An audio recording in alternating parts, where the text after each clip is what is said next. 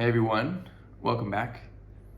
I just want to share that I published my first negative feedback that I've gotten from about the podcast from a woman named Alexandra.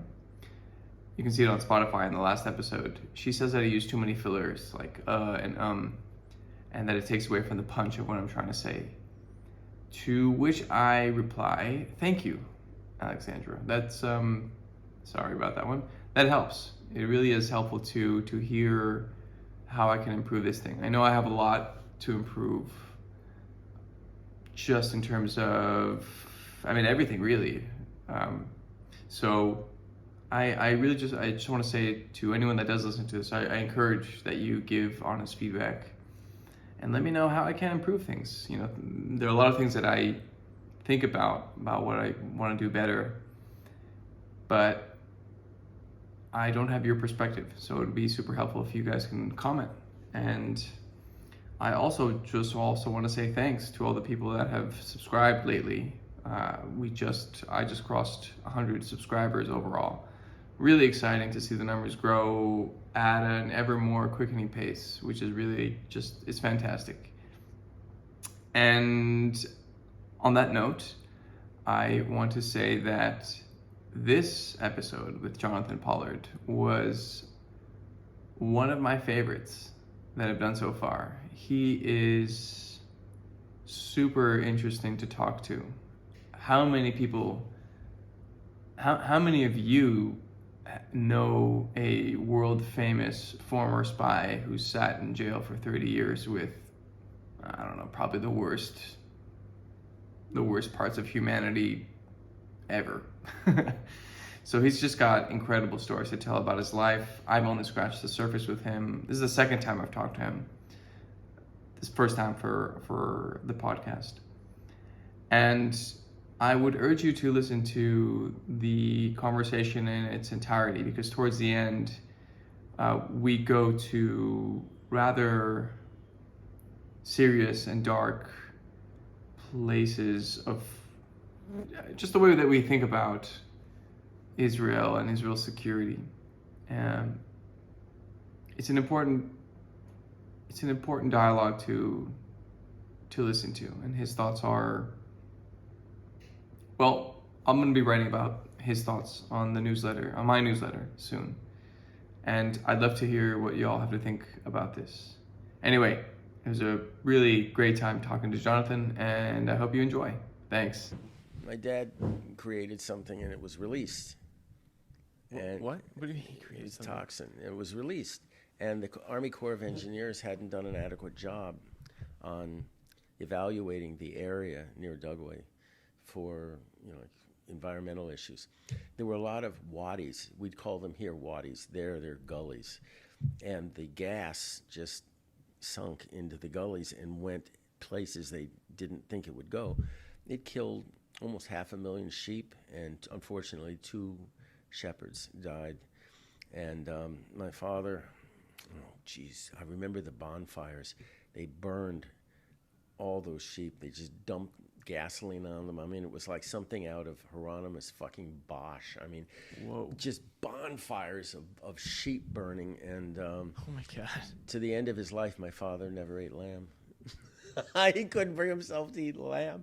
So, this was Pop. I found out later when I was in the Navy, and I looked him up, and I asked him, I said, what was these programs that you released viruses in subways in the 50s in New York and in Philadelphia and Chicago, and that, people died, and what was that all about? And he looked at me and he said, well, yes. He said, we had to figure out if subways could be used for biological warfare by the Soviets.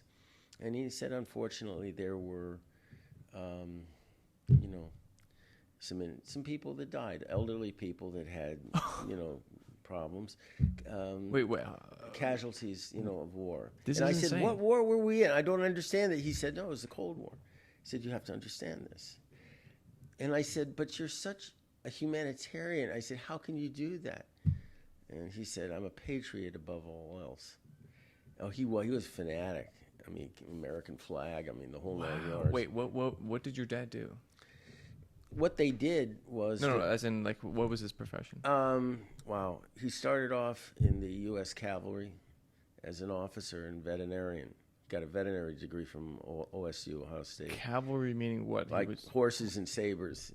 Like 1931. How old is your dad? Like 1,000 years old? He was ancient. He was old as dirt. And Wow. so, yeah, there are pictures of him, next to a horse in his outfit, jodhpurs, sabers, twin 45, Smokey the Bear hat. Holy And I was shit. just looking at this, and we had relatives that would always laugh at this picture, and I never understood why. And finally, my father told me, he said, well, you see the brand on the horse is 9th U.S. Cav. I said, yeah, that was your regiment. I understand that. What's so funny? He said, well, he said, your grandfather, your mother's father, came over with 14 brothers, right? Turn of the century. I said, yeah. You only know about 13 of them, right? I said, yeah, what happened to the 14th? He said, well, he's kind of associated with that horse. And I said, what are you talking about? Okay. Well, he decided that he wasn't going to go to Canada. Most of the brothers went to Calgary when they got off the boat. My grandfather went to Pittsfield, Massachusetts for some reason. The 13th took the train to Texas, the border. Why? Well, there was a border war going on at the time. Mexico was in turmoil. What year was this? In the early 1900s. Okay.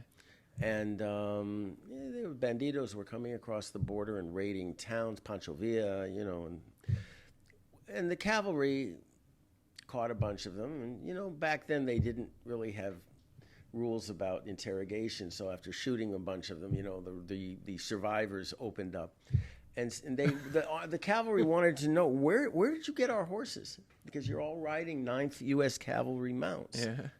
And they said, well, there's this Russian Jew in your cantonment that's stealing the horses and selling them to us. So they traced this guy from southern Texas all the way to Canada by horse. They chased him all the way. No way. Yeah, they were going to hang him. Of course they were going to hang him.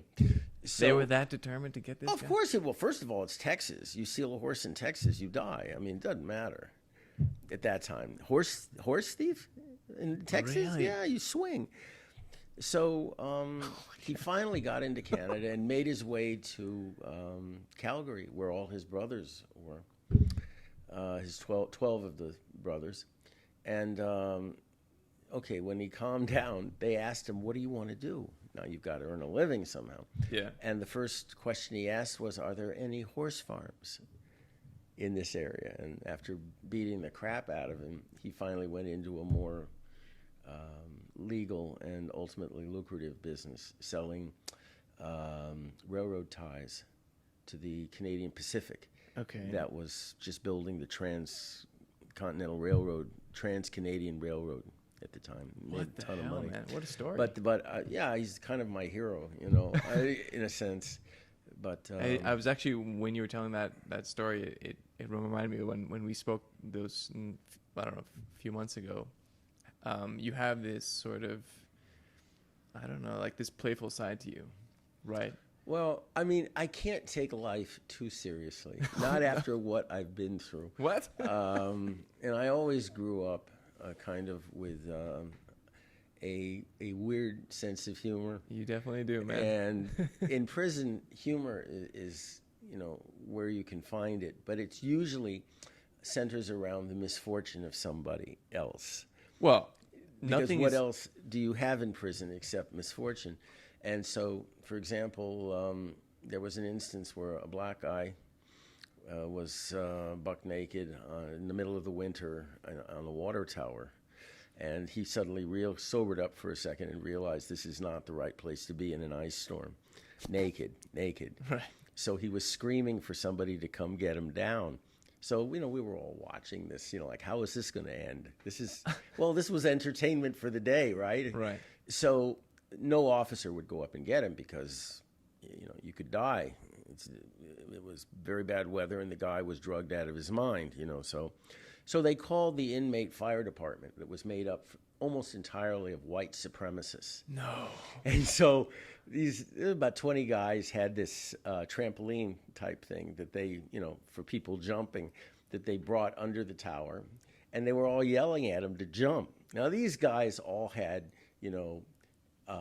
mohawks and swastikas on their necks. And, they were hardcore Nazis. Legit. And they're yelling at this black guy to jump. And I knew this wasn't going to end well. I could have written the script before it ended. And even the black guys, the other inmates, were laughing at what was going to happen. And sure enough, the guy finally jumped. And they waited until the very last moment and then just kind of sidestepped about 5 or 6 feet. And he landed on the concrete, and it was kind of a gory mess. And we just broke down, just laugh. I was laughing so hard I almost threw up. It was so funny. What happened to the guy? He died. What? I mean, what the hell do you think happened to him? He died. Head looked like a pumpkin that got hit by a .50 caliber dum-dum. I mean, This is a he terrible landed on his story. head. No, but it was fun. I mean, it was prison humor. I told you, humor in prison always centers around the misfortune of somebody. Okay. Because there's just nothing else to laugh at in prison. There just isn't. No one's really fulfilling their dreams in prison, I suppose. Well, some people are. I mean, some people were saved by going to prison. And they'll tell you that flat out. They were drugged out, they were on the road to hell, they were going to die, and prison gave them an opportunity to kind of clean up and survive, get into treatment programs, and begin to turn their lives around. Of course, given the sentences they had, there was no place to go. I mean, they were in prison for the duration, but at least they took charge of their lives, perhaps for the first time in their life, and kind of went in a more constructive direction. So listen, I know that when we spoke, you wanted to talk about the present moment in this country and even the future, but I do think that just given,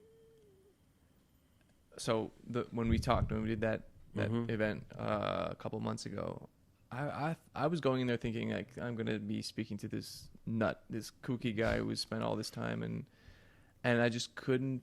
You won me over. Like, I couldn't help but thinking that this is a completely sane person. You have got a very interesting sense of humor, but lucid.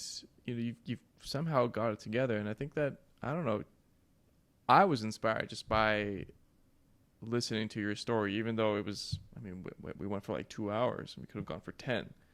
So I only got a fraction of it, and I just think that people ought to hear your story, man. And then I think obviously if you want, you can talk about whatever you want, but I guess the story centers around what happens to an otherwise sane individual when they're put in an insane situation. yeah. I don't know if you've ever read anything by E.E. Cummings, like No. The Enormous Room, but I had just finished reading the book when I got arrested, and it was a text that I had occasion to refer to many times over the course of the succeeding years. It's hard to explain the book. It was set in the First World War, and of course during that conflict, especially towards the end, there were a lot of deserters that were caught by the Allies and interned, or actually imprisoned.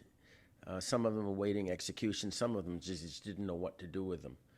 And so The Enormous Room is really a story about, in my mind, it was a story about just rational people that were placed in an irrational setting. War is irrational. And that they just finally said, what the hell am I doing here? And then they were placed in another truly irrational situation with these prison camps. And to keep your sanity, you have to always remember to center yourself. You have to remember why you're there in this otherwise irrational situation, and that while you have to be part of that community that you find yourself in, because if you're an outlier, then you're suspect. And if you're suspect, you get eliminated pretty quickly. Okay. You're killed because they don't know who and what you are. and they just assume the worst. And in many cases, they're correct, because inmate spies or informants generally give themselves away. How? By the questions they ask, by their kind of dodgy background, the fact that there are no secrets in prison. When a guy came on the compound, I remember one time, and he was sitting with us, and I asked him, like, how many years what did you do? What's your crime? And he was, he claimed to be a serial bank robber. And it was pretty clear after a few minutes that he didn't know anything about robbing banks. And so the bank robbers amongst us, were giving us the eye, like this. So he was asking too many questions, and his name didn't check out. In prison, you don't ask questions? No, you don't ask questions. Really? No. Why? No. Well, because why do you want to know? Pass the time, get to know someone. No, you want to pass the time. There are other things you can do, but you don't want to dig into anybody's background. Because you might find something that will cost you your life. When you confront somebody and say, hey, I just read a case history of you ratting out, the black mafia in Philadelphia, and you're dead the next day. I mean, it just happens that quickly. So, oh, wow. So you have to be very careful what you say, how you say it, and pick the people you talk to. And always look around to see who's around you. I remember one time I had a very close black friend who was imprisoned because he wouldn't testify against his stepbrother that he knew nothing about. Nothing. So he was clean. But he was completely clean. And if you read the transcript of his case, it'll just make you cry. So we were talking, and privately, I thought. And I was mentioning to him the fact that I thought it was really kind of wrong that so many black guys were using the N-word. Okay. That I didn't think it, just because they were black, it gave them the right to perpetuate a slur. And he agreed with me. He was a Air Force aircraft maintenance technician, a technical sergeant. Did you know him before? No, but I mean, he was a really nice guy, very well read, great musician, clean kid, right from the ghetto, and cleaned it, just didn't get into trouble, and just a good person. And so a few minutes later, we were waiting for lunch, and there were a bunch of black guys that came up to me and said, we heard you using the N-word, and me. And my friend was listening to the whole thing, and I didn't know exactly how to deal with this at this point. And my friend looked at this one black guy and said, you overheard our conversation? And the guy said, yeah, so what? He said, well, I was the one that started the conversation. You have a problem with me. And the guy looked at him, and my friend said, yeah, you do. And dead. That's how it's handled. I didn't. They killed him and not you. My friend killed him. Oh, sorry. Yeah. Right then and this there. is the guy who was clean. He had no prior. But he had to accommodate himself to prison conditions, just as I did. Holy shit. Yeah, I mean, if you're known as somebody who will defend yourself by whatever means and to whatever end, they generally either leave you alone or they kill you in a way in which you had no defense and you didn't see it coming, and it's over very quickly. So either way, you come out ahead. My God. So, yeah, you have to just kind of, it's almost a process of growing a new skin. Every 7 years they say you basically turn over your skin, you change your skin.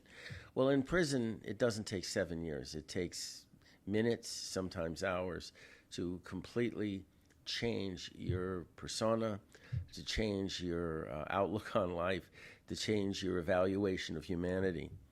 And it's the closest thing to an anarchic battlefield. Even in a battlefield, you have rules, regulations, you have organization, you have tactics, strategy. In prison, It's like a dystopian nightmare when you go in there, and you have to be prepared at all times for the unexpected. If you can figure this out, to prepare for the unexpected. Did you? Okay, because you were a normal citizen, right? Turned spy. Well, I wasn't really. I don't know what a normal citizen is. I mean, I worked. I mean, you didn't. You weren't in prison. No. But the organization I worked with and then for in the Navy was an organization that kind of took the law into its own hands with regard to terrorist threats in the United States. So we kind of lived above the law because we were the law. So we could define it any way we wanted depending on the situation. So when I went to prison, I just kind of modified my thinking to suit this new situation. And so what that means is you pay people in the dorms, in the units, to keep you apprised of what people are saying about you. Pay people? Yeah, with commissary. Yeah, it's amazing what a bag of Cheetos will get you in prison. Yeah. So, but you always have two people, not just one, because you can't trust one. So you have two, independent of each other. Oh, God. And so you have a network set up. Sometimes you make mistakes when they play you, when they tell you someone's planning to kill you, and you take care of the situation, and it's an innocent person. They were setting him up, and they got me and some other people to take care of their dirty business. So you have to kind of be careful about that. Oh, my God. But in prison, it's first of all, any kind of vice you can find on the street, you can find in prison. And by and large, the drugs and the alcohol and whatever else is going to pass your time, you're using to pass your time, is provided by the staff. And so that kind of, there's no respect at all. Between, you have dirty cops, basically. So you learn to work with them and to use them. So there was one instance where, I'll give you an example of this. There was a cop who was bringing cigarettes in after cigarettes had been banned. He was a nice guy. He was a decent guy. He was a family man, had children. He just needed some extra money. We all understood that. Mm-hmm. And for $2,000 cash, a carton of cigarettes, I mean, he was taking a chance that he thought was $2,000 for a carton of cigarettes? For a carton. Yeah. Look, the minute they banned cigarettes, we all knew there was going to be a black market. I mean, it's like the sun's going to rise in, right. the West. I mean, we all knew that. Really? How about the East? Well, it depends. I mean, that's the thing about prison. Does the sun rise in the West or the East? Well, it depends. That's why values are flexible. It all depends on context. Why would you say the sun rises in the West? Because I want to see if you'll agree with me. And if you, I mean, it's that crazy. Yeah. So there was a rat that he was working with. He was bringing cigarettes into, and we all felt kind of sorry for this guy. So we went to the cop and said, stop what you're doing. You've got a wife, you've got kids. What are you doing? You want to earn $2,000 a carton? Then deal with these people. Don't deal with this guy. And he said, no, I got this covered. And, they arrested him. And we actually felt sorry for the guy. There's one story I tell people that when they really want to understand what prison is all about. And it kind of goes like this. There was a former state judge from South Carolina, young guy, who ended up in federal prison. Why? Well, the FBI found out there was shenanigans going on in the South Carolina court system and in the state legislature. Pretty routine stuff. But he got... Wait, what? What do you mean routine stuff? Well, it was all corruption, No, I get that part. State assemblies, state criminal justice systems. I mean, it's like Southern Italy. You know, you got the money, you can do what you want, especially in the South. So at any rate, he got like 3 years or something, you know, a slap on the wrist. And I used to have lunch with him every day. And we always used to call him Your Honor. You know, he liked that. He was younger than all of us. And a lot of the guys were asking him for legal advice, and he had been warned not to give it. And by the way, Judge Wachtler, do you remember him? No. From New York? He was on the New York State Supreme Court. Okay. And he was shortlisted for governorship. Okay. And he kind of had a mental problem. And anyway, he ended up in prison. He was having kind of a torrid affair with his cousin. And when it didn't work out, you know, he was making threatening calls, you know, masking his voice in courtroom breaks. You know, he'd go into chambers, and then she was the, she collected money for Bush's reelection in New York. So the FBI got involved, and they caught him. Okay, he ends up in prison. And he was a great guy. I mean, once he was on lithium, he was okay. And he was one of the few people I genuinely felt sorry for, because he was really whip smart, very nice. He never should have been put in this prison where we were. And somebody stabbed him. And, just because I actually don't remember, because you were in several prisons. This is the one that was like... In Butner. No, this was in Butner, the last prison I was in. Not the one that's like...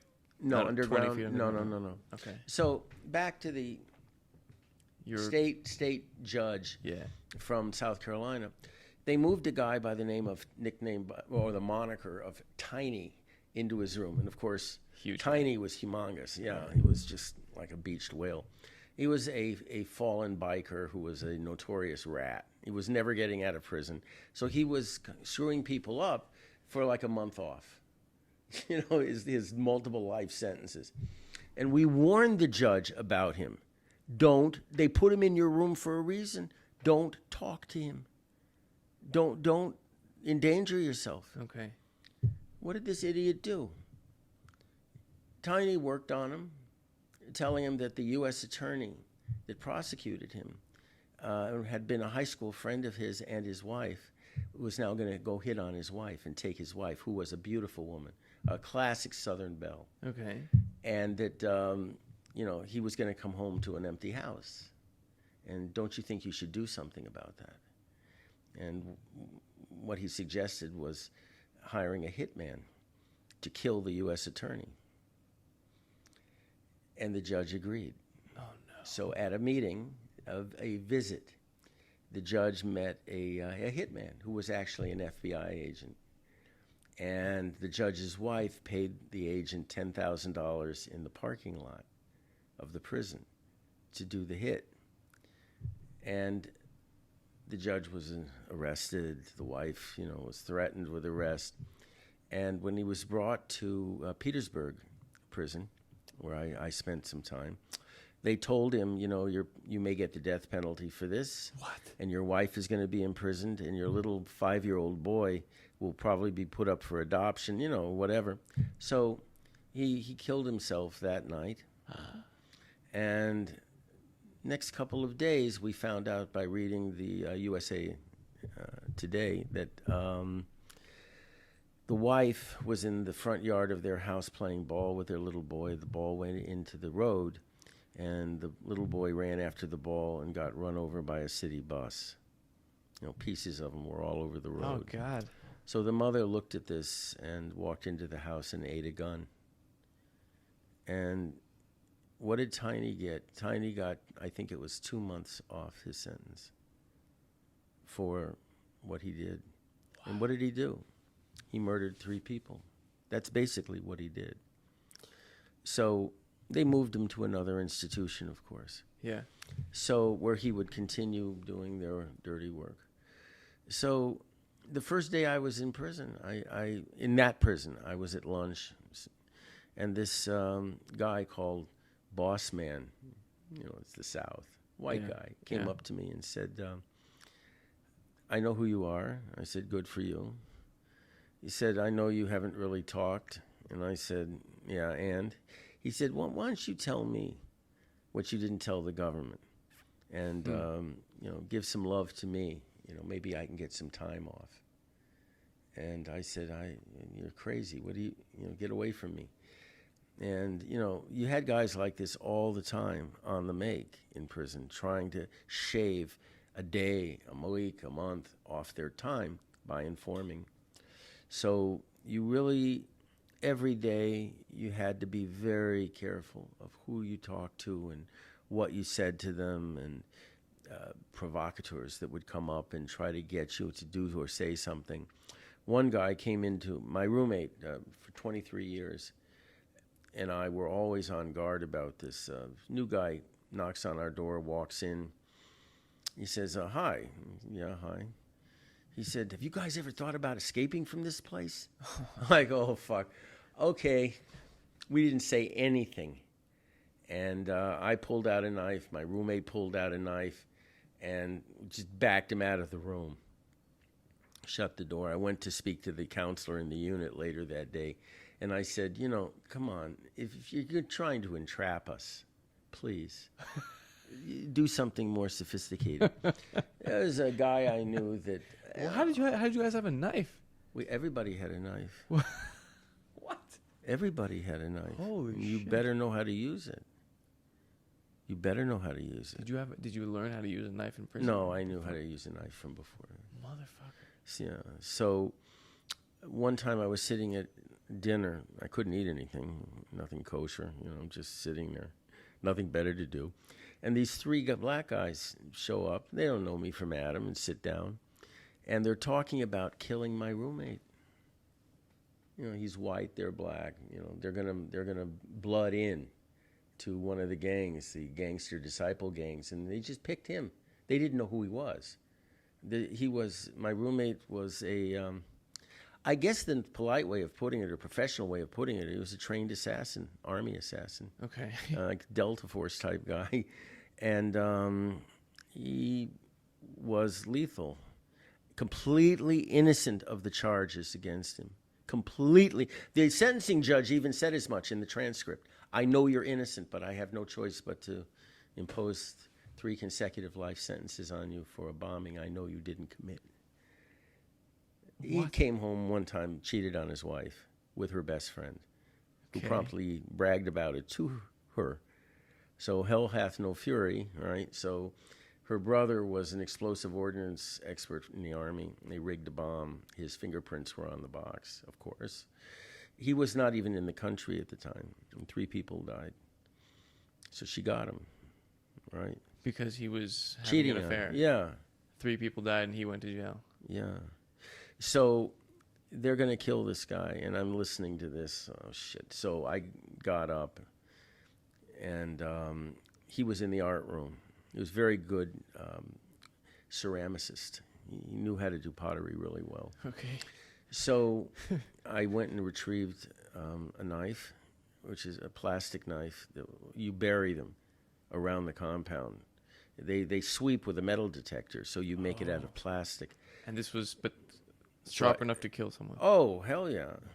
This is Plastic. Thick plexiglass. Okay. Yeah, double-edged, like cloverleaf type. Okay. It was electrical tape handle, so non-slip handle. So I was looking around for some. I saw them go into the rec building, so Okay. I'm already behind time right now. So I saw another guy, ex-military. We all kind of hung together and got him. He got his knife, and we went in to basically either stop or help my roommate. So by the time we got in there, they were already around him in a semicircle, and he was sitting very placidly at his work desk with a pottery knife, which has a little tiny blade, maybe an inch long. Mm-hmm. And we opened the door very carefully and walked in. Now, there are 3 of them, so I got behind one. My friend got behind the second one. And the third one, my roommate can take care of. So we're looking at these guys, figuring out where are you going to hit these guys? Neck, lower back, kidney. I mean, they were big. So what are you going to do? How are you? That's what we're thinking. How are you going to hit them? And the next thing we know, my roommate kind of smiles and looks at these guys, and he said, "So you're going to kill me, huh?" And they said, "Yep, we're going to kill you." He said, "I think you better turn around and see who's behind you." And I froze, and my friend froze because the element of surprise is gone. Now I'm going to have to face this guy head on. And the minute they turned their heads, it was almost milliseconds. It seemed like it was millisecond. All three of them were on the ground bleeding from cuts to the carotid artery, bleeding out, shaking, arterial spray, just flopping on the ground. You did this, or your No, your friend? my roommate did. All three of them? All three of them. Bang, bang, bang in a row. And I looked at the other guy that was with me, and I said, "What the hell just happened?" And I looked at my roommate, and I said, "How did you do this?" That was my first question. It was a professional question. How exactly did you do this? Wow, this is awesome. God. How did you do this? Oh, my God. And, suddenly, we realized, shit, we got 3 would-be gangbangers dead on the floor, blood everywhere. We're not exactly going to be able to just walk out of this room. There are cameras everywhere. So I said, oh, God. I said, all right, I'll go get the captain. So I went and got the captain, who was a really nice guy. And he and 4 or 5 other officers came in, all white, all ex-military. Okay. And they came in, and, first thing he said was, why? What have we here? Yeah, that's what he said. So he looked at me, and he said, Pollard, can I see your knife? I said, yeah. So I showed him my knife, no blood. The other guy, no blood.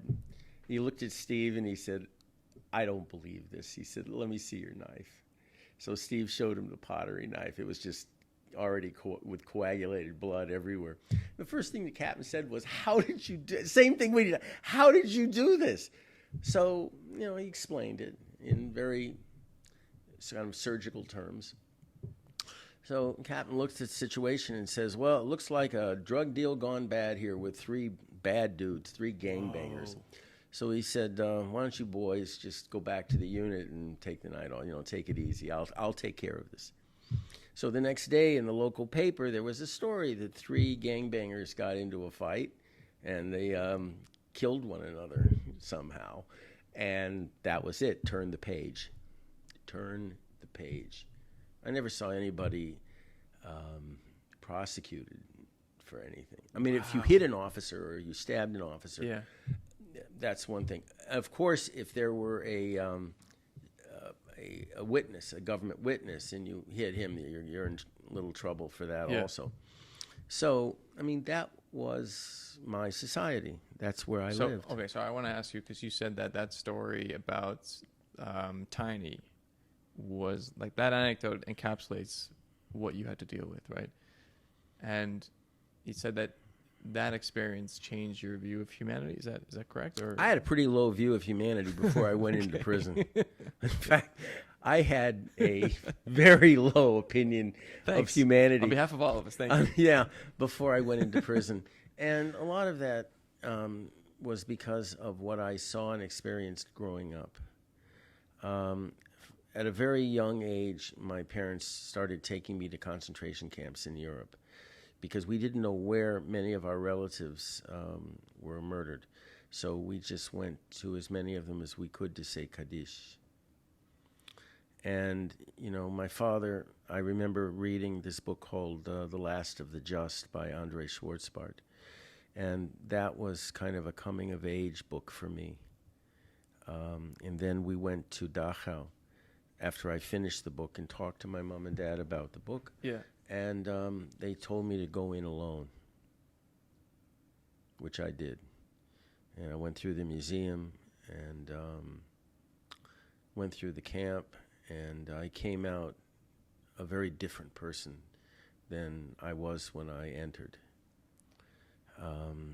Shortly after that, when I was 13, we were in Prague, Czechoslovakia. My father had some business for the government there. It was the Prague Spring with Alexander Dubček. Mm. And so my father didn't have any security clearances or anything at that time.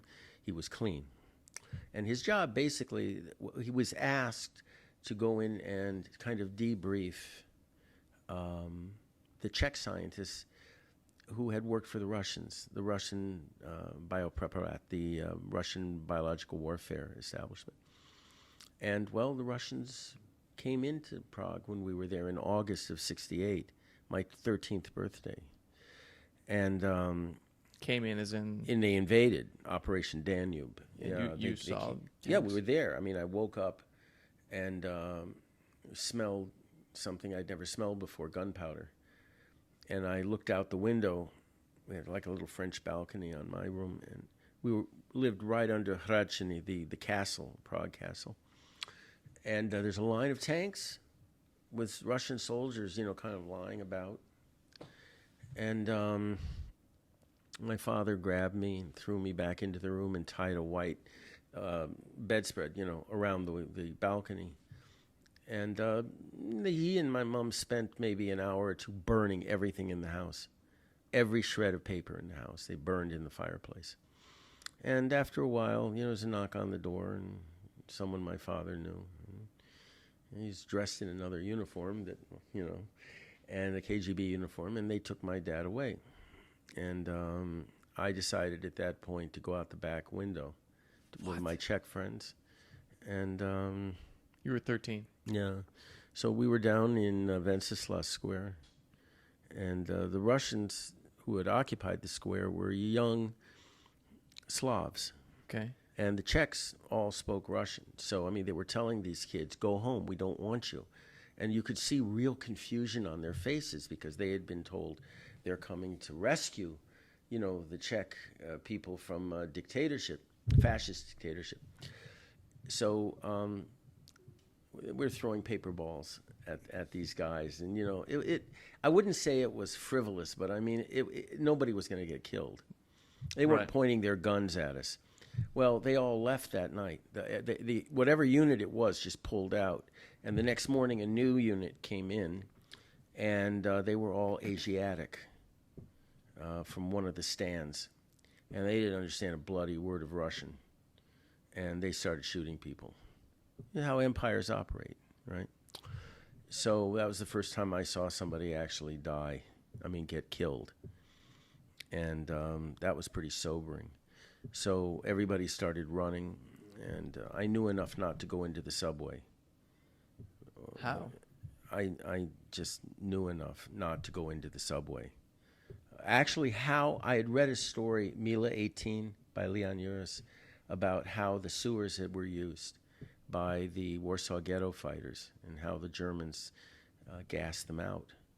They dropped, barbed wire down the sewers and just ran truck exhausts into the sewers, And so I remembered that incident. So in the story in Mila 18, and what happened was the Russians pretty much did the same thing. They just blocked all the exits to the subway and put the exhaust hoses, into the subway.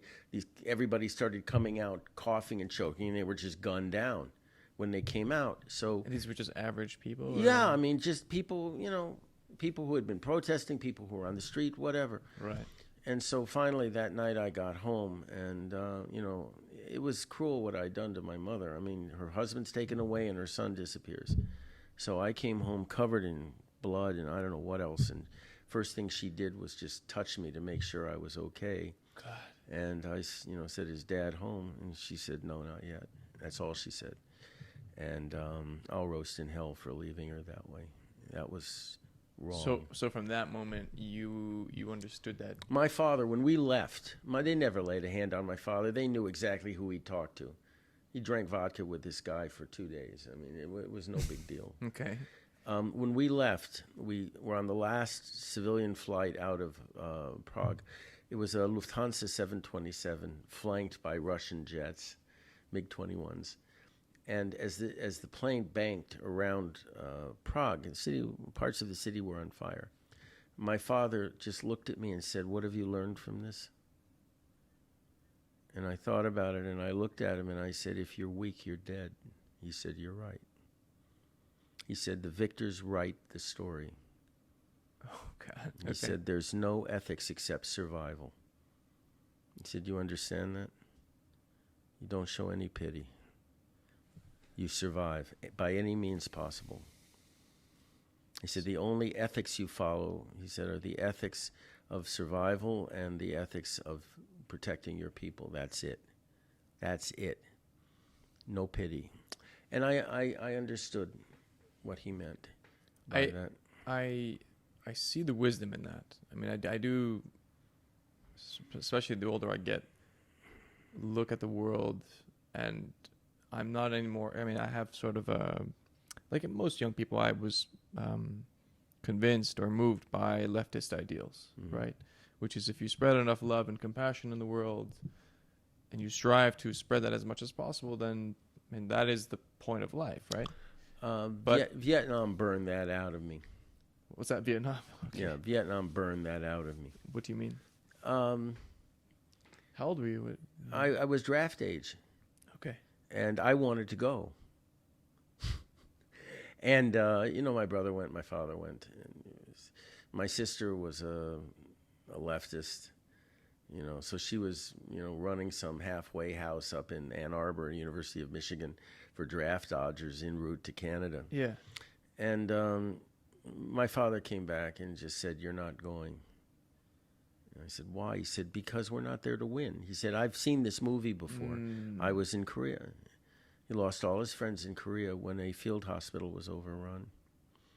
And so he was very jaundiced as far as the military and the politicians were concerned. He was quite blunt with me. He said, look, if Congress wants to declare war, and the congressmen and senators will agree to send their sons to war, he said, I have no problem allowing you to go. But he said, this is a glorified police action. He said, people are making money out of this. He said, you don't understand how these things work. This is not just the domino theory, of successive states falling to communism. He said, big business is involved with this.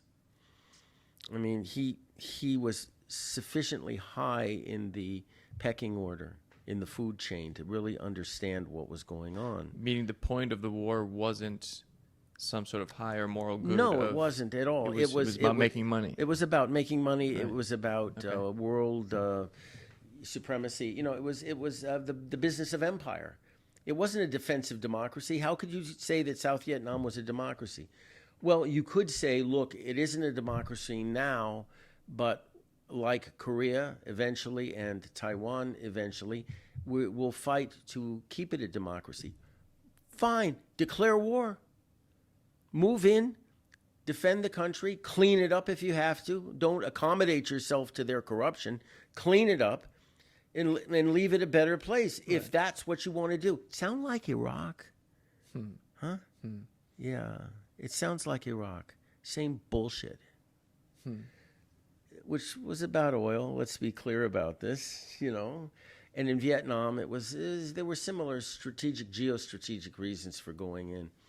That had nothing to do with the domino theory. But I wanted to go, so he said, no, you can't go. But that's precisely, it's shit like that. The other day I was looking up, you'll find this may be funny, but I recorded a podcast with Ehud Olmert. And I was like, I'm curious about his corruption past, which he firmly denies, by the way. Of course. I got a lot of that in prison also. Everyone was, it's amazing. It's like you're living in a goddamn convent. Everybody is pure and innocent and uncorruptible. And, they would clasp their pearls and gasp in vapor and say, me? I murdered all these people? Are you kidding? Yes, I was there. Yes, they caught me with the gun. Yes, I hated all of them, but I didn't do it. Who are you going to believe, you? Or me or your lying eyes, that joke. Right. So what did good old Ehud No. So tell anyway, I was looking up, Yeah. corruption because it's interesting to me. And then there's some organization that tracks levels of corruption in the world, and they had this sort of heat map, like Right. countries by color, and so I don't know. Was yellow- Israel on fire?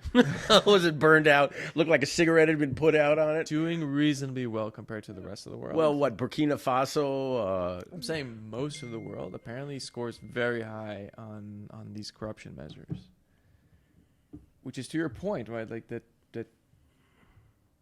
we have this propensity towards corruption and not pursuing that sort of that higher ideal of spreading love and compassion. It's more of, well, give me mine, or even what you say, right? This sort of, we're scared animals, right? Us people, we're all afraid to die, Mm-hmm. and we just do what we can to keep that eventuality at bay. And Okay. and sometimes what that can lead to is some pretty fucked up shit.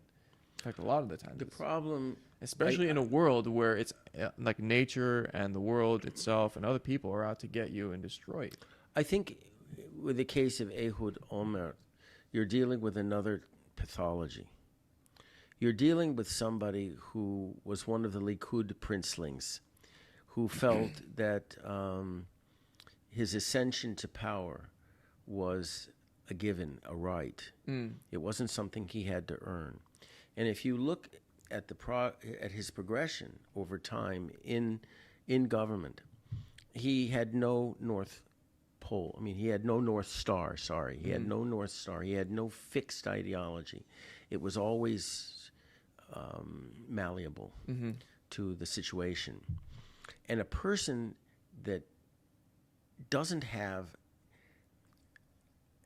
a fixed point, however you define it, is liable to fall into a corruption trap because it's just one more, way to get over.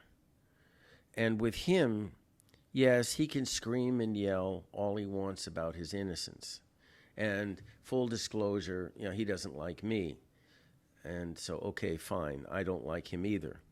Should he have been convicted? I don't know. Honestly, I don't know. From what I understand of the criminal justice system in this country, you can't believe anything they say. So is it possible that he was innocent? Is it possible that he was framed?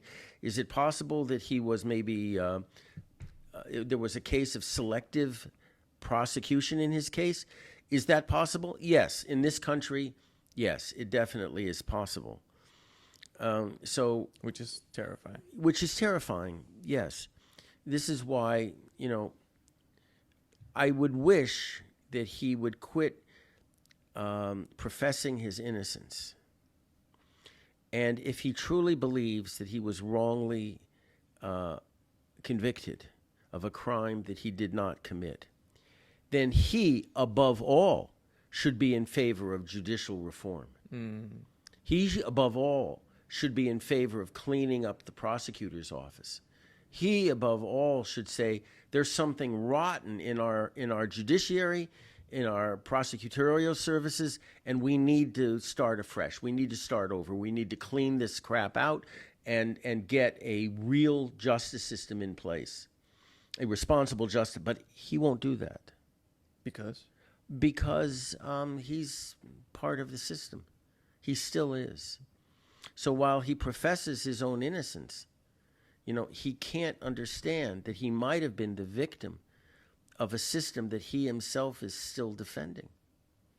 So unless and until he comes clean and says, okay, I feel that I'm innocent. I feel that that in my case was an instance of selective prosecution, and I believe now in judicial reform because of what happened to me, I would say, kol hakavod, fine, okay. I may think you're a lousy son of a bitch, a real dog, but okay, at least I have respect for the fact that you understand that the system did this to you, and now you're going to try to clean it up. Quit saying, poor me, and say, okay, I experienced what so many other people experienced. I'm going to try to help clean the matter up. Okay. But he won't do that. He won't. So it sounds, it's would I be wrong in suggesting that you think there's something corrupt at the fundamental level of this country? From the start, yeah. Okay, so what is that? This country basically was started by a bunch of, I'll be blunt with you, left-wing thugs who created the appearance of a democracy when Israel was anything but that. When I'm asked, is Israel a democracy? Is Israel a democracy? I would say, well, in comparison to our neighbors, yeah. But in comparison to what I would consider even a near normal example of a democracy or model of a democracy, no, we're not. And we never were. This country was run by the left wing, and they ran it like a dictatorship. And what they did to this country was appalling, whether it was with the Yemenites or the Iraqis that came, or the Moroccans, the theft of children, the experiments with radioactivity on Moroccan children. I mean, the list goes on and on and on. And for a while, believe it or not, the judicial system here tried to make a stand. But with Justice Aharon Barak, who accomplished a judicial coup d'etat during his term of office, we ceased to be a democracy.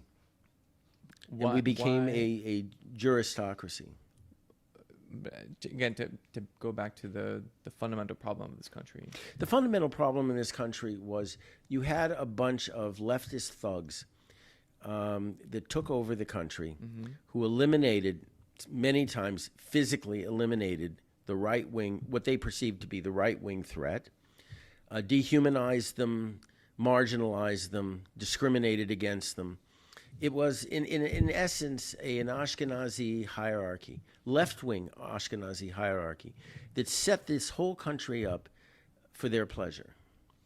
And you see that still playing out today? Well, I see right now that these protesters are the last gasp of that group right now. Make no mistake about it, these demonstrations are not about democracy at all. You don't think they have any points at all? No, none. None? Zero? None. Zero. Negative zero. Negative zero. I've talked to so many of them. I've tried to reason with so many. I've tried to understand where they're coming from. At best, they are just criminally naive. And at worst, they're basically wrapping their efforts to maintain power in a cloak of democracy, right? And it's anything but that. If you look at what the purpose of judicial reform in this country is about, it's actually trying to create circumstances where democracy can function at some level. Yeah. You can't have a judicial system that is a law unto itself. You can't have self-perpetuating law unto itself. You can't have a system of government where the legal advisors, the attorney general certainly, but and the various legal advisors, are basically the government. That's not a democracy. I think the only issue I ever had was the supermajority, like that part, that essentially whatever the government passes can only be overruled by Okay, some. my suggestion, which I wish had been adopted, was we can get around that problem. We can get around the supermajority. How? If a case, for example, is decided by a judge or two judges or three judges, the Knesset can ask for what's called in the common law system an en banc hearing, where you have all the justices rule on that case. Now, if you are careful in judicial selection, okay, yeah, you're looking at me. You know, it's okay. It's a stacked court. But if you're looking at a stacked court, you have at least the possibility of the justices saying, "We like this ruling. Sorry, you know, we understand it runs against your conservative grain, but we like this ruling, and we're going to support it." In many other cases, a conservative majority in the judiciary, in the high court, will basically do what a supermajority was meant to do in overturning a verdict or a decision that wasn't acceptable. Now, we have a situation like that right now in the United States. Right? And if you notice, it's really interesting what just happened. There were I think there were three cases, landmark cases, that have sent the Democrats into a tizzy right now. Right. Okay. Let's forget the issues for the moment. Okay. Let's look at what the president and the Democrats have said, bearing in mind the fact that they've been leading the charge against judicial reform. Here. Okay. Biden says, the judges should be replaced in the United States because they don't reflect the will of the people. Other Democrats, like AOC, want some of these judges impeached. Some of them want them imprisoned. If you listen to what they're saying, it sounds remarkably familiar. Sure.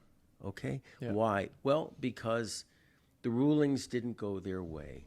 I'm not making a statement as to whether these decisions were right, wrong, or whatever. The fact of the matter is, in the American system of government, the majority party generally gets to select the judges, which is it's claimed as a reflection of the will of the people. I can go that far. Look, is there a form of law that is unique and is value-free, partisan-free? No, there isn't. Of course. I mean, laws are made by people. And when you have a majority of people that want to go a certain way with their laws, that's what the rulings will reflect, generally. Yeah. Okay, so here you have a situation where the leftists in the United States were condemning this current government here in Israel for doing exactly what they now want to do. Yeah. So the whole thing is a joke. Honest to God, it's a joke. I've asked friends of mine, when I get together with them, these are leftists, hardcore leftists, did we have a Democratic election in the last election? Yes. Okay. You guys lost, right? Get over it. And their answer to me is, no, you don't understand. People like you aren't capable of running a 21st century technological democracy. Right. I said, what do you mean by people like me? Right. There you What go. does that mean? There. Yeah. That's where it comes out. That's what it comes down to. Isn't it funny? It's kind of ironic how those people sound very much like the Trump supporters who say, I want my country back. Exactly. Oh, no, it's not ironic. It is the truth. Yeah. Look.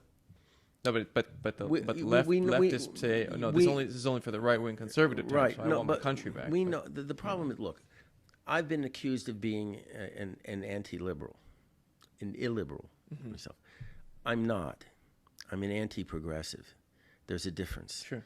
I happen to like liberal politics. It's the soft side of me. I believe that the country has an obligation to help disadvantaged citizens. Right. In whatever constructive way they can. Right. I'm not bleeding heart. I think it's very calculated. A rising tide lifts all ships. So everybody should be given a chance to realize their potential. Yeah, and you don't want a society where No. everyone is suffering and only The elite Right. gain. You have No, a very no, small but I elite. do believe in a meritocracy, which again separates me from the progressives. The progressive, actually, it's just like the Bolsheviks and the Mensheviks. The biggest enemy of the Bolsheviks were the socialists. Because they represented an alternative view, left-wing view, that was more civilized. Okay. The progressives, the biggest enemy of the progressives are not the MAGA types, Neanderthals, not them, but the liberals. And if you look and see what's happened in the United States right now, it's the liberals that have been cowed into silence. Yeah. And the progressives know precisely what they're doing. They are marginalizing them to the point of eliminating them politically. Right. Right? So here, I am not opposed to the classic Labor Party. You know, the people of Golda Meir, the people of Moshe Dayan, and the rest of them, Yitzhak Rabin even. Okay, I'm opposed to this new generation of progressives that have now moved into our political life here and are completely they're trying to redefine what the nature of our society is and what the nature of our political establishment is. So that's been, I think, well established in the U.S., but who's doing that in Israel? It's the hard left and the media. No. The media. When you have people, look, you do have people like Barak, who I believe, personal feeling, should be in jail right now for subversion. Ehud Barak. I believe that people like Yalon, Buji Yalon, people like Gantz even, people like Yair Lapid, they also deserve a prison cell. Jesus. Yeah, all of them. Why?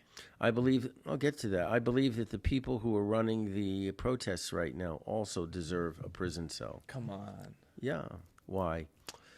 Look, we have laws on the books right now that state if you block a road, if you block a railway, if you block an airport, you will go to jail. But the law right now is being selectively enforced. If you want to protest, fine. Knock yourself out. Stay out of the roads. These people lost an election. And so now they're saying we will do everything we think we should do to overturn not just judicial reform, but the results of a democratic election. This is an attempted coup. So it's not the fact that they oppose the government. It's not the fact that they oppose judicial review.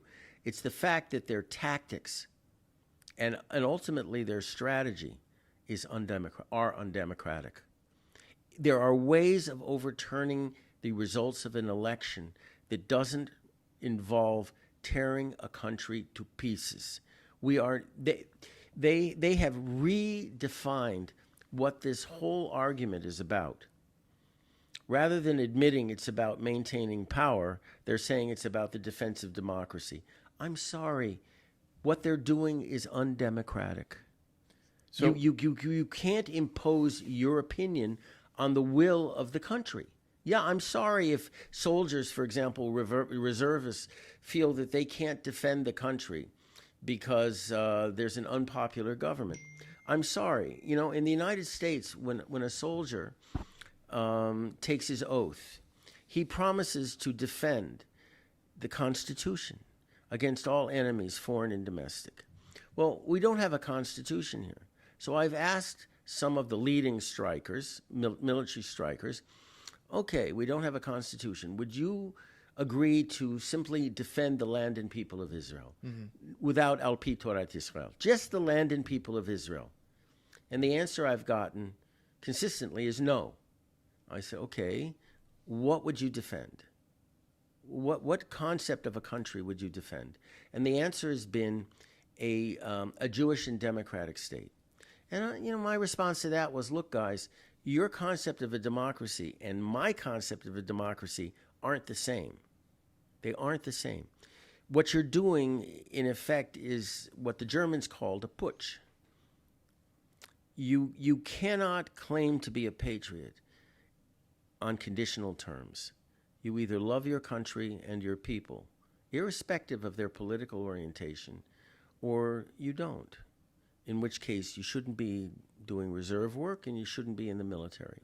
So that's the unresolved tension. The perpetual tension of this country is that the Judaism bit and the democracy bit. Okay, this is the argument over the identity of the state. Precisely. Okay, now which you even touched on right now. You said your definition of a democracy and their definition of democracies are different. Totally different, and their definition of Judaism and my definition of Judaism are very different. Exactly. Okay, exactly. there are certain. I would claim that. Let me back up for a second. I've been in a lot of debates and discussions about the Haredi community's resistance to doing any kind of national service or doing military service. Yeah. And I've had the same discussions, by the way, with Arab Israelis, which has been very interesting. And the position that I've kind of boiled down right now to defending is the following. Everybody, irrespective of their religious affiliation or their political views, if you're a citizen, owes service to the country. What type of service this entails is up to you. If you want to join the military, kol hakavod, go ahead, join the military. If you want to do national service of some type, of your choosing, great, go right ahead. But you have to do something.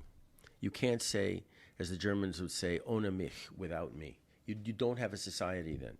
You have a bunch of thieves saying, yeah, I want support from the state, but I'm not willing to give anything back. Or they make specious arguments that, well, we have, various organizations we support in the community, and they do a lot of good. And okay, fine. I'm sorry. Leave that out of it. This is the Vietnam War. Yeah. Leave that out of it. Okay.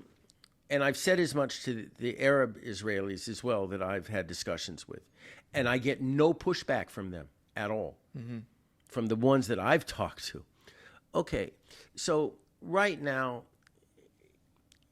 this isn't so much my definition of religion as it is my definition of patriotism. So let's leave that to the side. You owe the country some form of national service. Okay.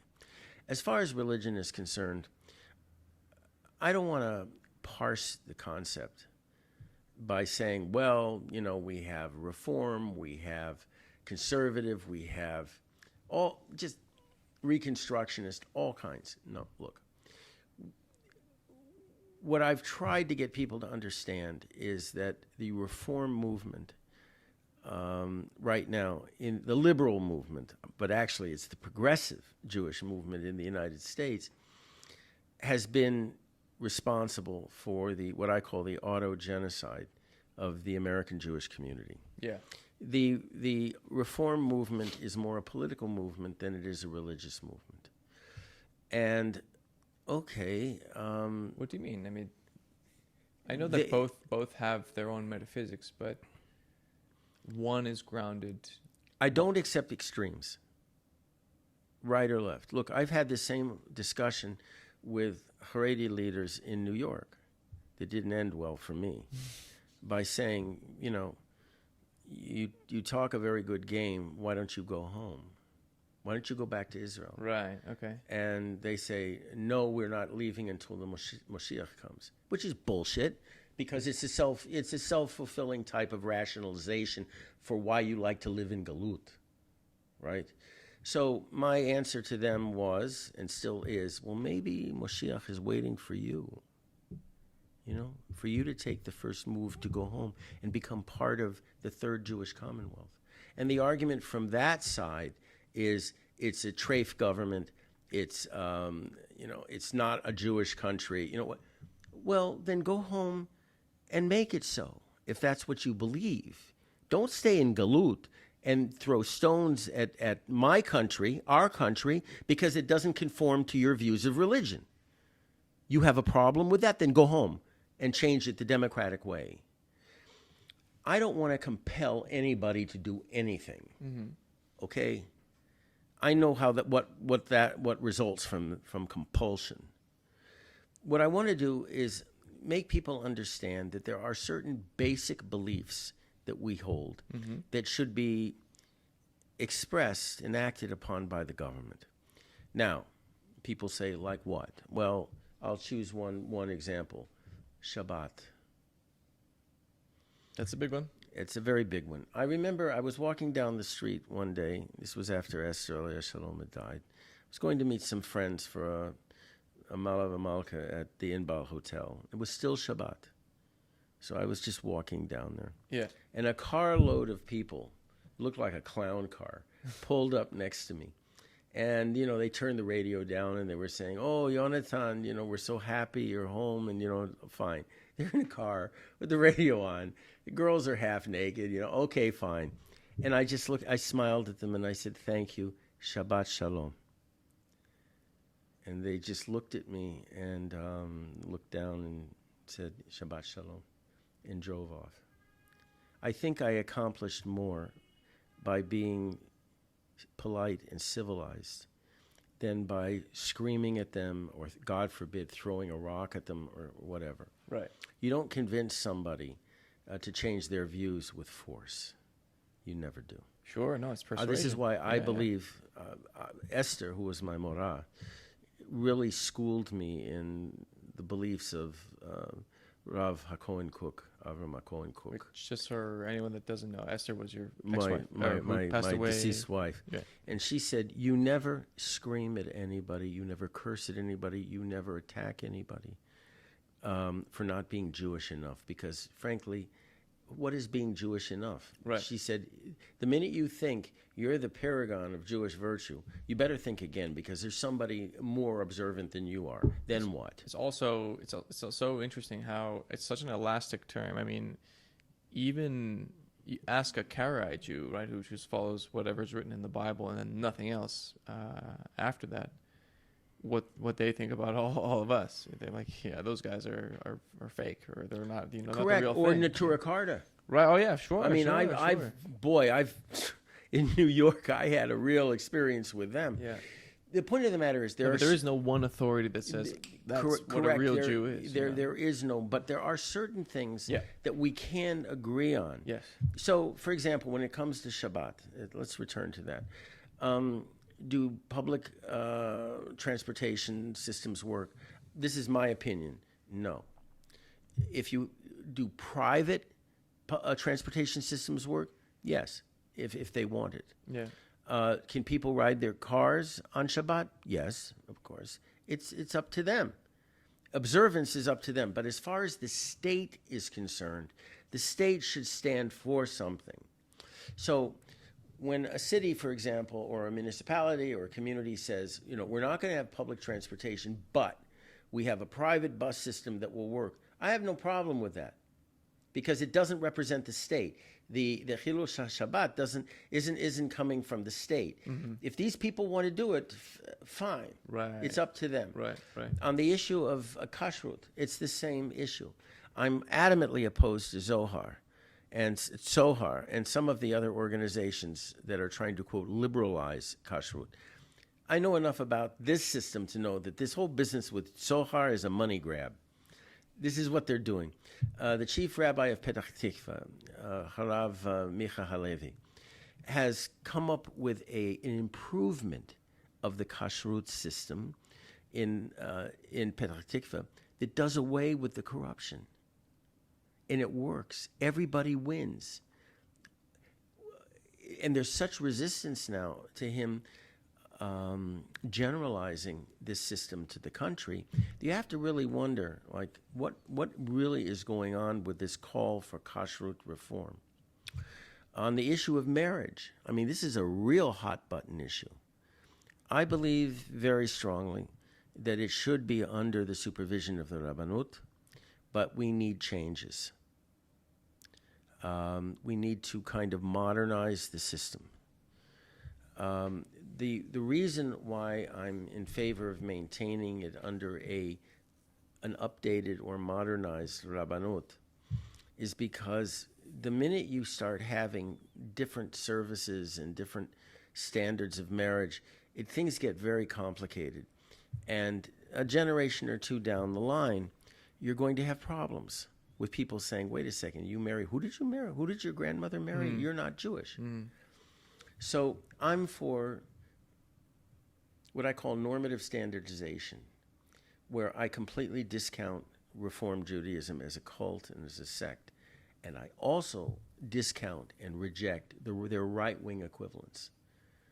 We have to have some shared normative values, and those values have to be reflected in state politics, Right. or state policy, rather. Right. As far as individuals are concerned, it's up to them. If they want to go to Cyprus and get married, okay, go to Cyprus and get married. I just don't want it done here in this country. Should it be recognized? Yeah, I mean, that's just the way things work. You want to get married in Cyprus? Okay, we have a lot of people that get married in civil ceremonies overseas. And they come here. Are they married? Of course they're married. Are they married according to Jewish law? No, but that's on them. That's on them. The state doesn't have a right to say, no, you're not married because you didn't get married by a rabbi. You got married by the mayor of, Baltimore or something. Mm-hmm. Sorry, you can't have it both ways. So I think this battle for the Jewish identity of the state is one that can be resolved equitably if we understand one essential thing, and that is the progressives and their version of Judaism is toxic. It just is toxic. What does that even mean? What does that mean? It means the acceptance of homosexuality. Yeah, I know. I'm sounding like somebody representing the Noam party right now. Deviancy. I'll leave it under that. Come on. It means, yeah. Wow. Yeah. What's wrong with homosexuality? If you, as an individual, want to be a homosexual, that's fine. What do you mean want to be? I'll leave it at that. Okay. Is a homosexual. Yeah. That's fine. He shouldn't be discriminated against. Okay. He shouldn't be, certainly he shouldn't be threatened, and he shouldn't be injured in any way for his belief. He shouldn't be prejudiced in terms of employment. By the way, I don't think you hate gay people, but go on. No, I don't at all. What I hate is having somebody else's values rammed down my throat. I don't like that. And when it comes to homosexuality, LGBTQ, whatever Goes on and on. it goes by now. I don't like the corrosive effects that it has on free speech, on pushback, on my right as a parent to have my child taught according to my values in school. If you want to have a pride parade in Tel Aviv and the people in Tel Aviv agree to it, fine. The last time I saw a poll taken in Jerusalem, the overwhelming majority of people opposed the pride parade. Mm-hmm. That's why I don't think they should hold it here. So it's a reflection, again, of popular will. Now, you say, what is the harm in recognizing homosexuality as a valid lifestyle, or as a value, or as an acceptable social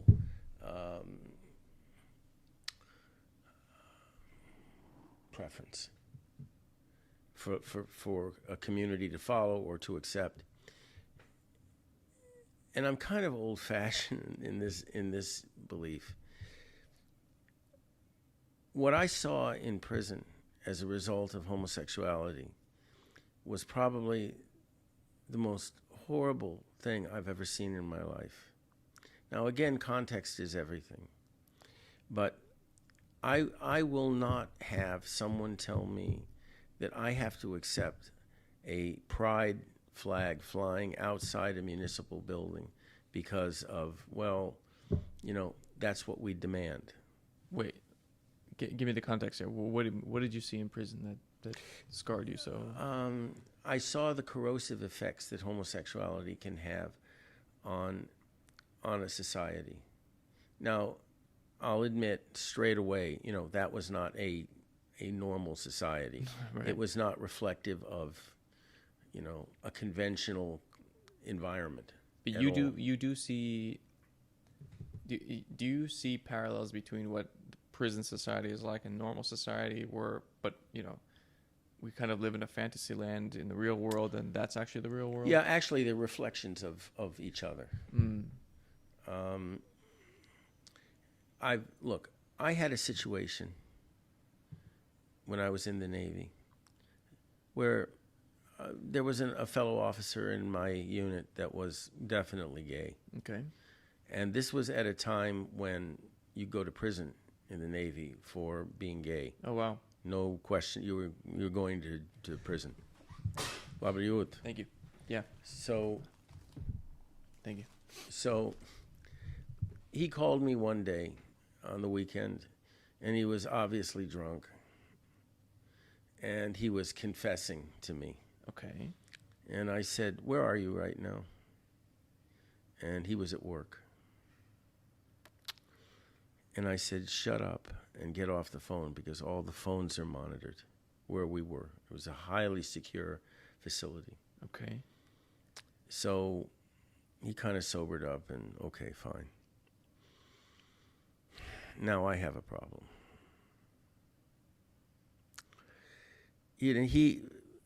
Let me back up. He was a very fine officer. He was a very gifted analyst.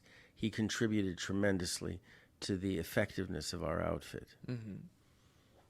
And I would never consider him predisposed to acts of treason in order to cover up his sexual orientation. Okay. That is, he couldn't be blackmailed. Okay. Okay, so I called my dad. I said, "What do I do?" He said, "You're going to get called in on Monday, and you're already, at that point, suspect that you didn't come in yourself." And I said, "Well, I'm very uncomfortable with informing on this guy." I said, "I don't like his lifestyle. I don't approve of it. I can't do anything to endorse it. But I said, I don't think that he should lose his job over this. Mm-hmm. This is crazy. Mm-hmm. What he's doing as a private person. The law should be changed." Yeah. And my father said, "Well, you're not in a position to change the law." So he said, "I want to ask you a simple question. Are your values strong enough to live with the consequences of you not saying anything?" And it made me pause. And I said, yes. Okay. I don't want to contribute to this man's imprisonment.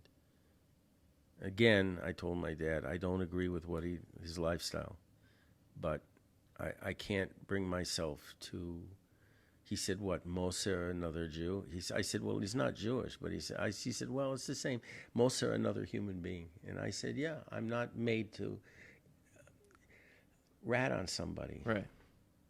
I said, if he were preying on children, that's another story. Sure. But I said, this is not the case. So Monday morning rolled around, and I was walking up the stairs. I still didn't know what I was going to do. And one of the petty officers came out and said, "The boss wants to see you." And I said, "Okay, here we go." So I walked in and sat down. And he said, "You got something to tell me?"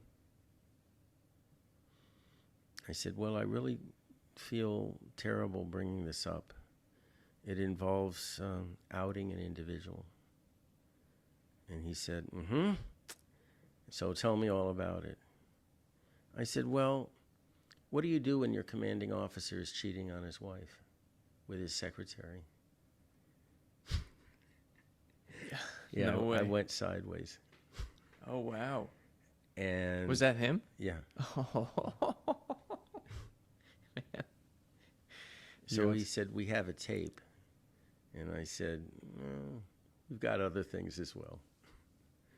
You've been very open and irresponsible in your extramarital relations, which is a criminal act under the UCMJ."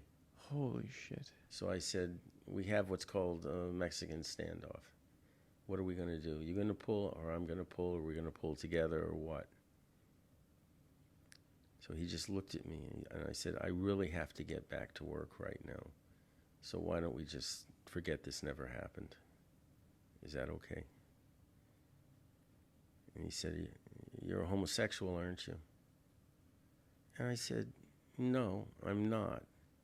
But if it means defending one, then I'll defend one." He said, "So you're a queer?" I said, "Are you hitting on me then? Is that your problem?" I said, "You want me to be one?" I said, "What are you, bisexual?" Right. So he just, dismissed me at that point. And I came home at the end of the day. I went to a payphone, And I called payphone. Yeah, I called yeah. my father and told him and he was just roared laughing. He said, "When did you come up with that bullshit?" And I said, the minute I walked into his office, I saw his secretary there, and I suddenly realized, wait a second, this is rank hypocrisy. You keep, Wait, you knew for a fact? everybody knew. Okay. You weren't just making this up on No. the fly. Okay. I mean, Whoa. that would have been a Hail Mary pass if I had. Yeah. But no. I mean, it was pretty flagrant what was going on. So, Wow. So okay, but so it's not the act itself of homosexuality. It's the forcing you must accept everything, and it should be on full display at all times. I don't wherever like they want. that. Okay. I mean, I don't even like heterosexual couples pawing over each other in public. Right. Some sense of decorum, please. It's kind of the glue of society. Decorum. Well, when you're married, that goes away, so it's fine. Well, I wouldn't go so far as to making a video about it. I mean, I know there's some couples that like to do that, but no. So, these are issues that I wish we could discuss at a lower temperature. Yeah. But, the argument is, should homosexuals... I mean, we just saw, Rivka, my wife, and I just saw a video of two gay men receiving a baby that was put up for adoption. And Rivka, asked me, what do you think about this? Because it's the law now in Israel, gay couples can adopt children. Yeah. And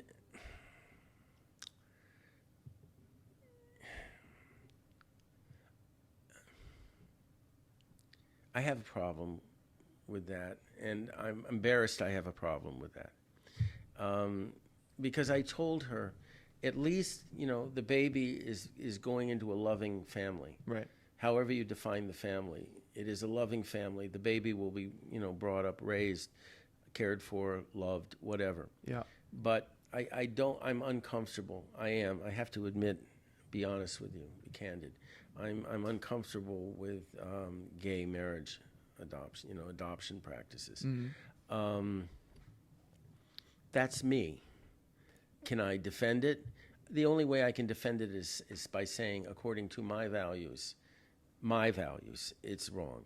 Now, if the country, which they did, voted on this and they said it, then it's the law of the land. If I have a real problem with it, then I should change the law. Yeah. But I'm not going to take that kid away from these people. They legally adopted a child. I can't tell them no unless I change the law. And then what? Do I go and then take the kid away from them? Right. This becomes a Solomonic issue. And it's the nature of our society right now. I mean, I'm not dogmatic. I understand people are involved with this. Human beings are involved with this. And you have to bear that in mind. You can't be cruel to people. Right. But on the other hand, if you feel that your values have any merit and they deserve to be defended, then again, when you pass laws, they should be humane laws. So if you make this law, if you change the law, it shouldn't be retroactive. I'm sorry. I mean, I know people on the far right would be horrified by what I'm saying, but we should be a nation of laws. Right, wrong, or indifferent, we should be a nation of uniformly enforced laws. And if these two men adopted this child legally, well, that's the law. I'm sorry. You want to change the law democratically? Yeah. Fine. I would be in favor of changing it, but not to make it retroactive. One of the first episodes I did was I talked to this friend of mine, Yoav Reisler. He is the son of, I think, the first lesbian couple to have kids in Israel. Mm-hmm. And we talked about the effects that had on him. Like growing up, he was teased and bullied because he had no dad, and he always felt more comfortable around women than he did around boys, because he associated boys with bullying and women with care and love and all that kind of stuff. He's gay, actually, and one of the things that I remember everything from every conversation I have with him. It's he goes around walking the streets looking to see if he can recognize his biological father, the donor. And I thought, why do you do that? Mm-hmm. You know? And he said, you know, it's we take it for granted that you and I, everyone essentially, has a father and a mother. We know who those people are. And he's this person that doesn't know that. And so he's like, he feels human, but not all the way. Like there's a piece of can I him. tell you how I react to that? Yeah. I think the two women involved were incredibly selfish and egotistical. Is every parent not selfish? No, in the sense that they denied him, first of all, the knowledge of who his father was. And I know this is an issue with adoption in general, but who his father was, and bringing him up in what I consider, again, we're talking personal values, what I consider an abnormal situation. Sure. Yeah, I believe that a family is a nuclear family. It should be a mother and a biological mother, biological father. Even that's in question now, biological father. Right. And that at least centers the kid. Look, my wife lost her husband a number of years ago, and she had to raise 7 kids on her own without a father. And it had some really hard effects on her ability as a mother, as a parental figure, to really run the family with authority, because there wasn't an Abba, there wasn't a father. Mm-hmm. And the kids were, chided in school over, where's your daddy, and all this stuff. Yeah. And now I've noticed the difference that I've come into the picture with her youngest child, who never really knew her father, her husband. And this girl and I have bonded. She's my daughter. I don't call her my stepdaughter. Mm-hmm. She is my daughter. Mm-hmm. And her socialization process now is very different from her siblings. Right. Because she does have a father. I'm trying to be. And so when you have a young man, a boy, a man who grows up in a family like this, get a dog. What do I mean by that? The mother should have gotten a The dog. mother should have just gotten a dog. I mean, or the child. Yeah, I know. It's a hard statement. It's horrible. Tough, yeah. I know.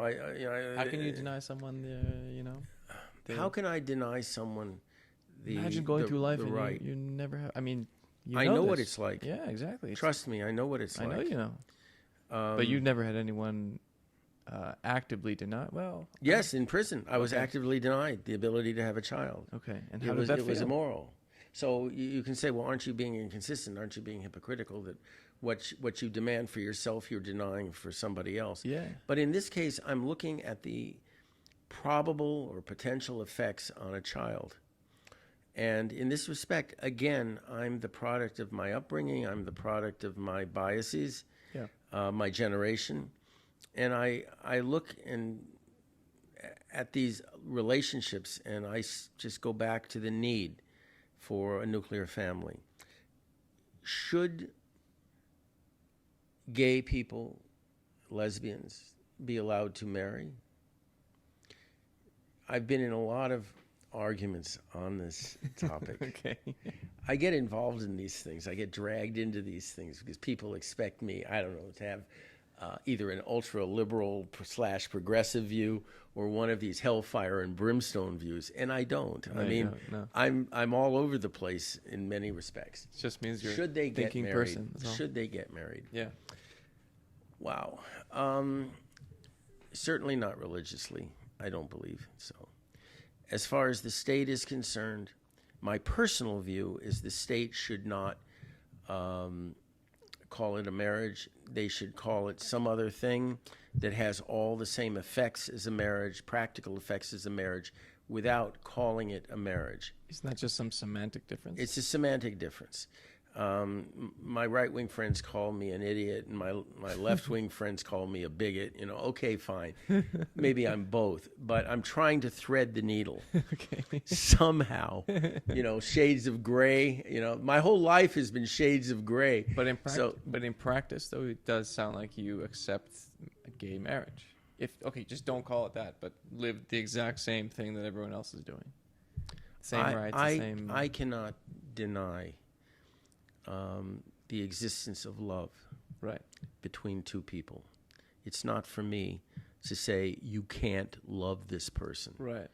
Or you can't enter into a binding relationship with this person. However, I can say that the state will not, my version of the state will not condone this union being characterized as a marriage. We can call it a union. We can call whatever you want to call it, as long as it has the same practical effects as a marriage. Then okay, I can live with that. But I can't call it me personally. I can't call it a marriage. These are all really interesting issues that this country right now is involved with addressing. Mm-hmm. And it's amazing that in the midst of terrorism, an Iranian nuclear threat, the BDS movement, the social injustices that are happening in this country right now, the judicial reform issues. This is yet another issue that's come up, the gay rights issue.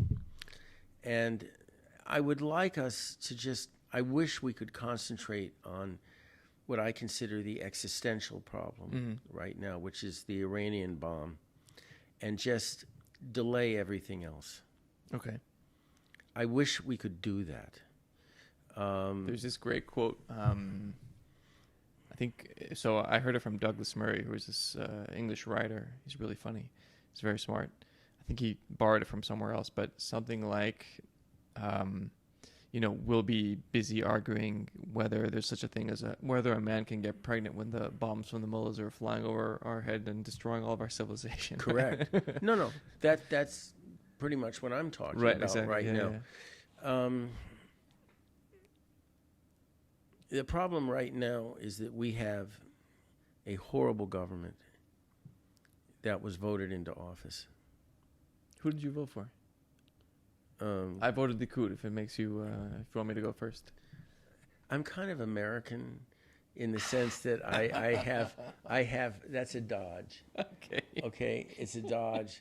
I'm kind of American in the sense that you don't ask what religion you are, you don't ask what your salary is, you don't ask who you voted for. Okay. And I'm really resisting answering right now in terms of who I voted for. I'm proud that I've asked you a question that has made you squirm a little bit. So more than squirm, clearly, I voted for the right.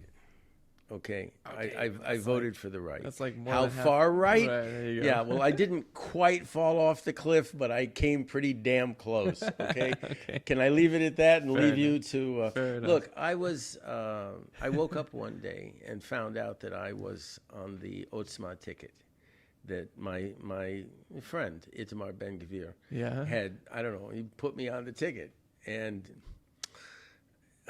it was embarrassing for me to, issue a press release saying that while I appreciated his, interest in me, that I wasn't running for the Knesset because I suffered enough in my life. Right. And I said one other thing which nobody reported, which was, I said, having said that, I admit that I'm probably the most appropriate person to be an MK because I've already been in prison. Oh. So yeah, that wasn't reported, but it was in the press release. At any rate, so I voted right, and I got something far less than that. And do I have a problem with Bibi? Look, I owe him, there's a level of hakarat hatov because he and Yitzhak Rabin, may his blood be avenged, were really the only two prime ministers that really fought to bring me home. So I have to parse my words of criticism right now. Bibi traditionally was the fulcrum of a government that had both left and right ministers. So his own political preferences really were shaded, obscured by this need for balance. Well, now he's the left, if in effect, the left wing. And what's happened is the laws, with regard to the protests, all I'm asking is that the laws be applied. Don't block the streets. Don't block railroads. Don't block emergency rooms. Don't do that. Protest, yes, all you want, but follow the law. And his refusal to have the law applied is unacceptable to me, and raises questions in my own mind as what his motives are in this regard. That? Yes, that. That is what raises questions. I have real problems with any leader that cannot see the need, the pressing need to have the law applied uniformly. But not his trial. As far as the trial is concerned, I'm very uncomfortable with what he's been subjected to. I have followed this trial very, very carefully. Okay. And I think the behavior, I'm not making a statement as to whether he's guilty or innocent. He's presumed innocent, and we should always remember that. And appearances can be deceiving, right? But I think that the behavior of the state prosecutor, the Justice Ministry, and the police have been so bad that that nothing Bibi Netanyahu may have done of a criminal nature rises to their level of crimes against the state. I honestly believe, people like Ronnie Al-Sheikh and others, that who was the head of the police force, they should be on trial for what they did. The Mandelblit should be under investigation and should be indicted for what he did during the course of the investigation with Bibi. What did they do that was so terrible? They intimidated witnesses in a way that reminded me of my own ordeal, something along the lines of what authoritarian or totalitarian governments do to extract confessions. I mean, I don't have to talk to any of the defense, any of the defendants in this case to know what they went through. I mean, they've really explained in horrible detail the ends to which the state prosecutor and police and the then Attorney General went to secure the kind of confessions that they needed to go after Bibi. And again, it's the process that's very important.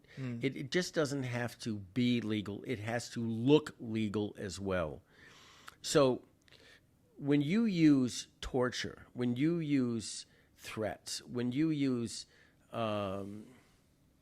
false accusations in the media to intimidate a witness into confessing something that isn't true, this is the issue that should be addressed, not whether Bibi, got cigars and champagne and gave favors. And frankly, if he's guilty of everything that they said, you might as well start handing out, traffic tickets, speeding tickets at the Indianapolis 500. Be very careful where you point the finger, because when you point the finger, there are three more pointing back at you. Right. So the whole system is rotten. Right. So to say that this is selective prosecution, I think is self-evident. You probably, like all those politicians who are calling for Netanyahu to go home in his head and stuff, are guilty of this, whatever, have done something. The same stuff. There's something. Before. So, but still, guys. But as far as Bibi is concerned, the one problem I've had with him as a leader is that he can't pull the trigger. You mean with Iran? With Iran, or with the territories, or with Gaza, or the mixed cities, or the drug problems along the border with Egypt, or the lawlessness in the Negev. Look, I've had a Likud Central Committee member say, you're the type of guy we let out of the cage to take care of these problems and then put them back in. And my response to that was, first of all, I'm not an animal, so don't refer to me as such. Second of all, you guys, by tolerating Bibi's indecision, are responsible for all these problems that we have right now. I mean, he's served longer than anybody else. Right. So, he's tagged. It's your fault. It's your problem. You caused this. Mm-hmm. It's a sin of omission in this case. So now, the situation in the territories, and I've written about this already, is spinning out of control. And we're having this gradual, what they call Lebanonization of the territories. Well, it's under his watch. What is he doing about it? Nothing. Well, we just had what did we have? this operation in Jenin. No? Yeah, what did we have? We had a glorified raid. That's all. An in and out. Mm. The fact of the matter is, this is an enemy city. Half the population affiliates with either Hamas or Palestinian Islamic Jihad. When I've been asked, what my approach to Jenin should be, I've been very forthright in saying we should basically concentrate the population from the surrounding supporting areas. We should tell the people you've got 24 hours to leave. If you want to leave, you can leave now. They should go through a vetting process when they leave.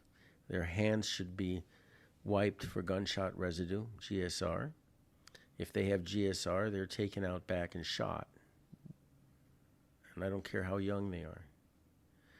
And then when the people that want to leave have been bused to Ramallah, where they're going to stay until they decide to leave the territories, then Jenin and its adjoining refugee camp are flattened. Okay, I'm gonna suspend my shock for a second. But give me the rationale. Why do something like this? Because we've put ourselves in a no-win situation where the army, I've called for a wholesale purge of the high command here in the Kiryat. People have been calling for judicial reform. I've been calling for military reform because we don't have leaders, right, military leaders that understand what decisive action implies. They kick the can down the road. Okay. They manage the problem, the enemy, rather than annihilate the enemy. They, like prison wardens, just want to end the day without an escape or an officer murdered. And in the days following, in the wake of the Jenin operation, all of these characterizations of the high command have been used to describe the raid in Jenin. We're just managing the problem. Do you think, though, that this is not the same trap as with Lebanon, where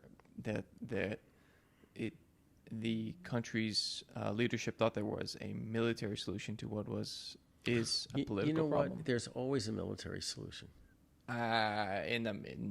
Nowadays? Yes. There's always a military solution. Yes, but at what cost? At what price, I suppose? At the enemy's cost. Sure, but total cost. In our present moment, let's say you start really just massacring people. I'm not in favor of massacring people. I want to be clear about that. Okay. And the same scenario applies to Gaza as well. You give people a chance to leave. In Gaza, it's about 65% of the population want out.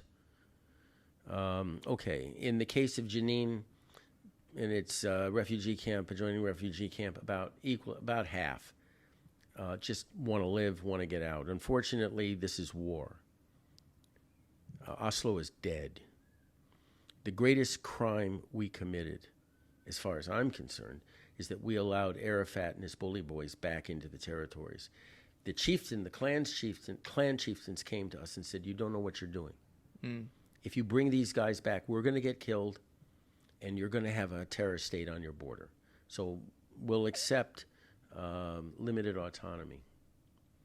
Just leave us alone, let us do our business, and there won't be any terrorism or anything." And our betters in the government at the time who were backing Oslo. Idiots like Yossi Beilin and others who were in favor, and Perez, that were in favor of this insanity known as Oslo, had the day instead. And here we are. And we allowed generation after generation after generation of Palestinian youths in the territory to be poisoned with Jew hatred, to the point right now where, you look at a Palestinian kid and you ask him for his views on Jews, not Israelis, Jews, and he sounds like Hitler Youth. Mm. Well, who allowed this to happen? Well, we did. Come on. We did. No, we don't you think allowed this to happen. Isn't that a bit going too far with? No. Aren't you stripping Palestinians of their own agency as well? They came to us with a good solution, and we thought we knew better. And here we are. So I'm not robbing them of agency. But it was our mistake. It was our original. We're guilty. We allowed these animals back in. Even though we were warned by the people who live there, please don't do this. You don't know what you're doing. Mm-hmm. So let's get back to this being a terrible government and how that relates to the Iran problem. Because you think the Iran problem, look, again, it's a lack of decisive action. The army simply doesn't know how to do this, to think decisively. We talk about a multi-front war. What are we actually talking about? We're talking about Iran. We're talking about Lebanon. We're talking about Syria. We're talking about the territories. We're talking about the mixed cities. We're talking about the Negev. We're talking about Gaza. This is not a multi-front war. This is a nightmare. And Israel has never really fought a simultaneous multi-front war, possibly with the exception of 1948. And we barely survived that at great, great cost. Yes, 67 was multi-front, but it was staged. And yes, 73 was a multi-front, but even there, we were able to handle one front at a time. Mm-hmm. Now, the army and successive governments have allowed Hezbollah to build up a precision-guided conventional rocket force that is capable of inflicting a strategic defeat on Israel. And by that I mean, what is a strategic defeat in this sense? Our power plants are knocked out, our water desalination plants are knocked out, our water purification plants, sanitation plants are knocked out, our hospitals are knocked out. We're back in the Stone Age, basically. And the Army has already admitted, by the way, that in the event we go full scale with this multi-front war, the civilian population's on its own. We don't have the resources to defend everything. Well, who's responsible for that? So my advice has been we have to start thinking about eliminating some of these fronts before we deal with Iran and Lebanon, which are the main ones, main problems. And it has to be done quickly. When it comes to Gaza, I've already laid out very carefully a scenario. It's a 1 to 1.5 week scenario where the bulk of the population leaves through Egypt, which they usually just rob them and send them on their way. The Palestinians leaving Gaza. And then Gaza is subjected to Armageddon without one Israeli soldier crossing the border. What's the end result? The end result is the country basically is annexed by Israel. Gaza. It's finished. As far as the mixed cities, because that's another front, as far as the mixed cities are concerned, the call for a National Guard, or what I call a territorial defense force, has got to be adopted quickly. Itamar Ben-Gvir has no power to do anything. Anything he says is shot down. I mean, they've boxed him into a corner, but what he's been calling for, many other people have been calling for as well. And this kind of force has to be in the hundreds of thousands, because it's not just maintaining the peace in the mixed cities, it's also maintaining the security of our communications lines in the event of a war. Where you have people blocking a road and throwing Molotov cocktails and maybe even shooting, and these people have to be gunned down and just bulldozed off the road and to allow the convoy to go through. So we need a territorial defense force that is authorized to use lethal force as they see fit. Is one way of at least minimizing the danger of this internal or mixed city front. As far as the territories are concerned, look, Oslo is dead. We're not going back to it. There is no accommodation with these people in any way, shape, or form. So let's just cut to the chase. What am I talking about? And nobody will let me address this issue in print in this country. Really? Nobody. Why? Because I'm in favor of transfer. And that seems to be so horrifying a concept that people would rather go on repeating the same stupidity, definition of insanity, doing the same thing over and over again, expecting a different outcome, than to think about other options. Now you say, well, transfer. I mean, good God, are you really thinking about that? And I'm saying, yeah, I'm a student of history. Transfer has been used many times during the beginning of the Indo-Pakistani Wars in 1948, the wars of liberation, so to speak, of independence. In Europe, following the Second World War, there were massive population transfers. So here, with the territories, when you are dealing with an intractable situation and an enemy population that revels in a pathology of blood at the mere thought of Jewish dead, what are you supposed to do? Well, I'm not in favor, obviously, of massacres. It's not our way. You just make things so tough they leave. We can debate that issue at some length later, but this is one solution. As far as Iran is concerned,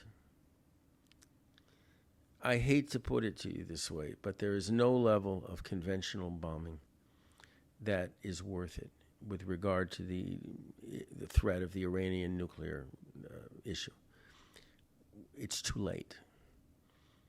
So if we acknowledge the fact that this bomb represents an existential threat to our existence, either by its very existence or because they will use that to intimidate or deter us from, let's say, really finishing Hezbollah off in a war with them, in a multi-front war, then that leaves only one option.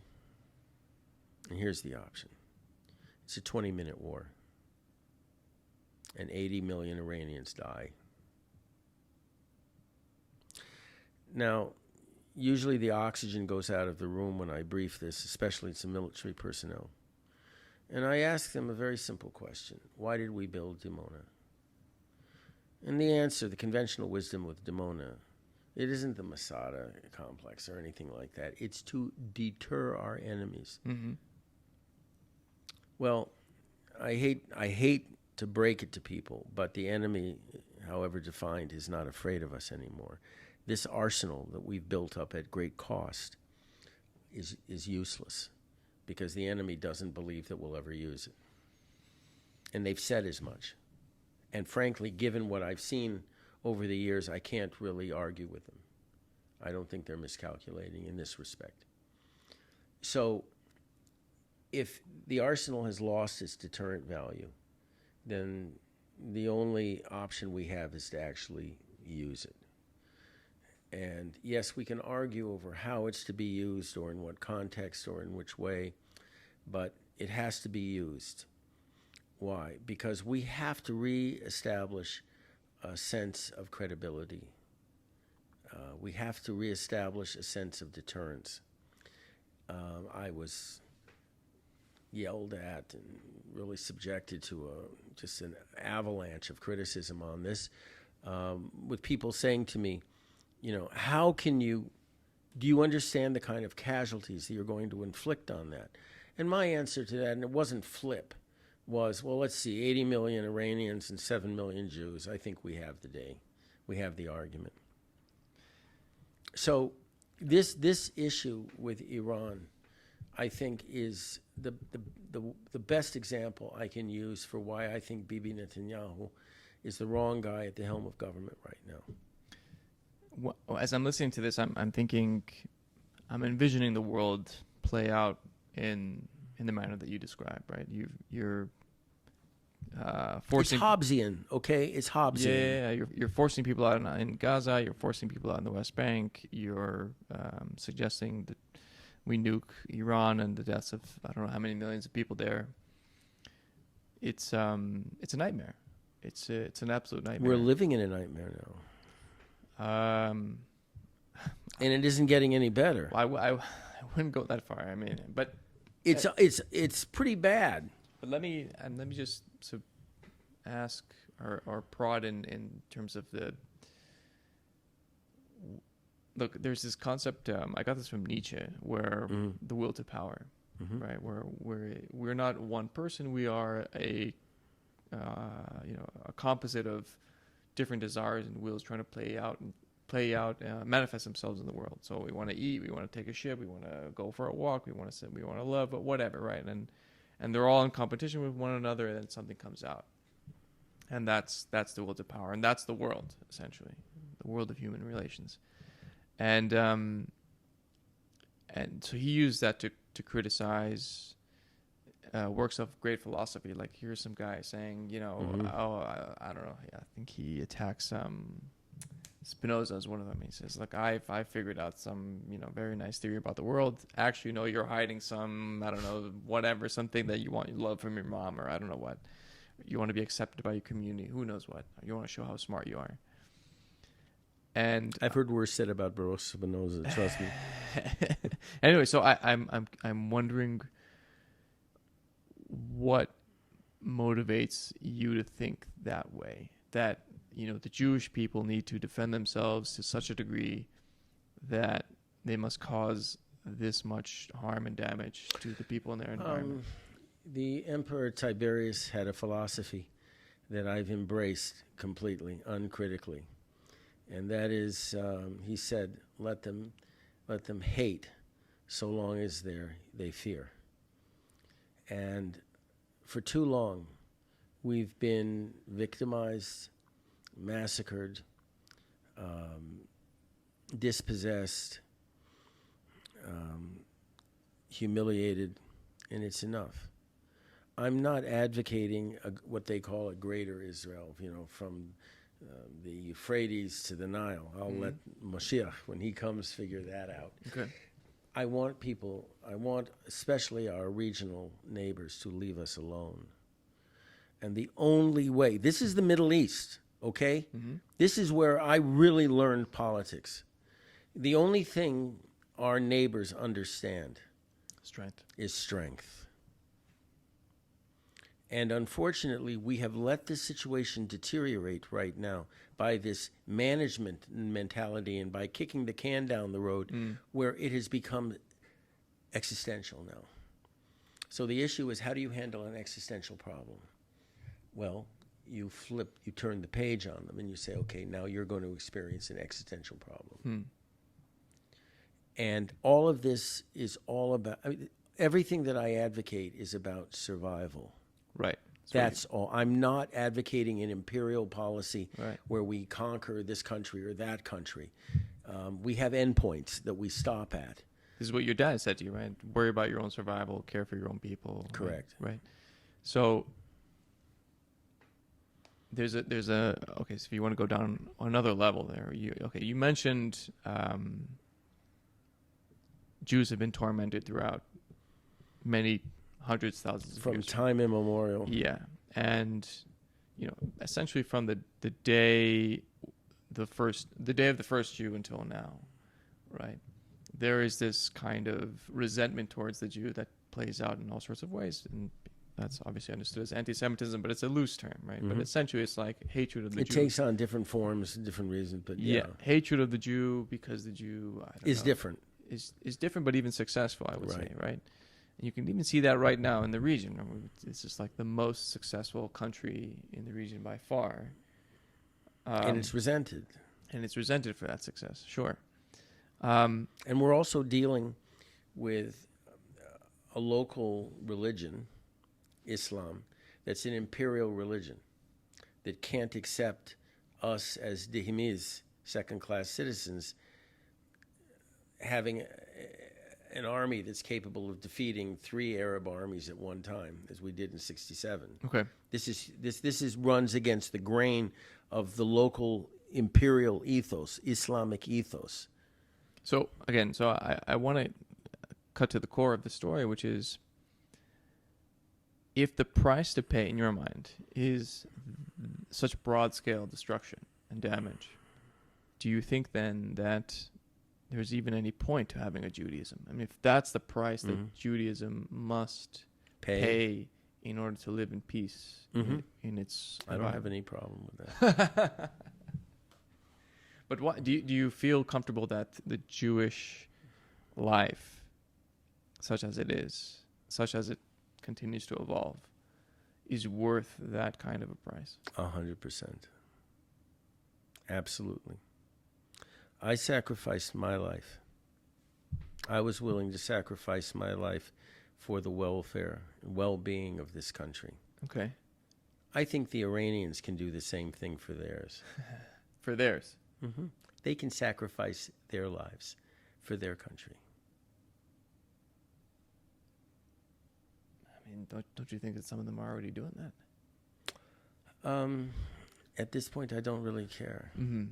You know, I've read a lot of studies of the men who dropped bombs over Germany in the Second World War during the city busting days, the area bombing of Bomber Harris. And the same types of men that in the 20th Air Force in the Pacific under Curtis E. LeMay that firebombed Tokyo. And yeah, there were some that were appalled at what happened, that were troubled by what happened, but most of them understood that, you know, they had it coming. Somebody who starts a war shouldn't complain about how the intended victim ends it. We haven't started anything around here except by our existence. And it's time we end it. If the Iranians or the Lebanese, for that, whoever the Lebanese are, for that matter, or the so-called Palestinians, end up on the short end of the stick, I don't care. I just don't care anymore. Do I see them as humans? To the extent that I will allow people to leave a city before flattening it, yes, I see them as human beings. Those leaving it don't represent a threat to us. They can be on their way, and that's fine. They shouldn't be pillaged. They shouldn't be harmed. They shouldn't be murdered or anything like that. They should no Srebrenica. Just go, and then the city is flattened, and that's it. And the enemy is buried within the rubble. As far as Iran is concerned, if we don't end this in the way that I suggested, at the very least, we're going to be in the midst of a nuclear race, armaments race, very shortly. Certainly with the Saudis, certainly with the Turks, and even with the Egyptians. And we can't live in this kind of world, because we're not dealing. It's not like the Russians, the Soviets, and the Americans with mutual assured destruction. You know, where the Soviets were rational. We were dealing with a rational power, and so they understood the calculus of deterrence. In the case of China, once they got past the Cultural Revolution, yes, we're dealing with very rational people there. With North Korea, you know, I've had arguments over Kim Jong-il, you know, and yes, they're rational too, in an irrational way, but they too are rational. As far as the Iranians are concerned, we've never had a situation where a millennialist religious dictatorship has had their hands on a bomb, where they feel, and they actually believe this, I'm not going to criticize them, they actually feel this way, that if there is one Shiite left standing after a nuclear exchange, they win. Well, how are you going to argue with them on this? You can't. You know, it's like arguing with a mad dog. You just have to put it down. So I'm gonna use your words against you. So you're pointing the finger, and you got three fingers pointing right back at you. Mm-hmm. Could you not see someone, you know what? interpreting you as some sort of millennialist? I'm not a millennialist in the sense that I'm trying to spread my views around the world. I'm just trying to defend our people, however we eventually define ourselves. A millennialist, if I were a millennialist, I would say we're going to nuke everything. Cairo, Amman, Jeddah, Damascus, Beirut, and we're going to spread the borders out like Eretz Hatzvi. You know, that's a millennialist. I leave that to Moshiach, whatever happens under that terms. Okay. With me, this is highly focused, and it's restricted to what I call a war of defensive action. That's it. Are we worth surviving if it involves the death of so many? Yes. Why? Because, first of all, I think every people deserve the right to survive, number one. Number two, if a people is threatened with extinction, as we are, I believe that no rules apply at all, none.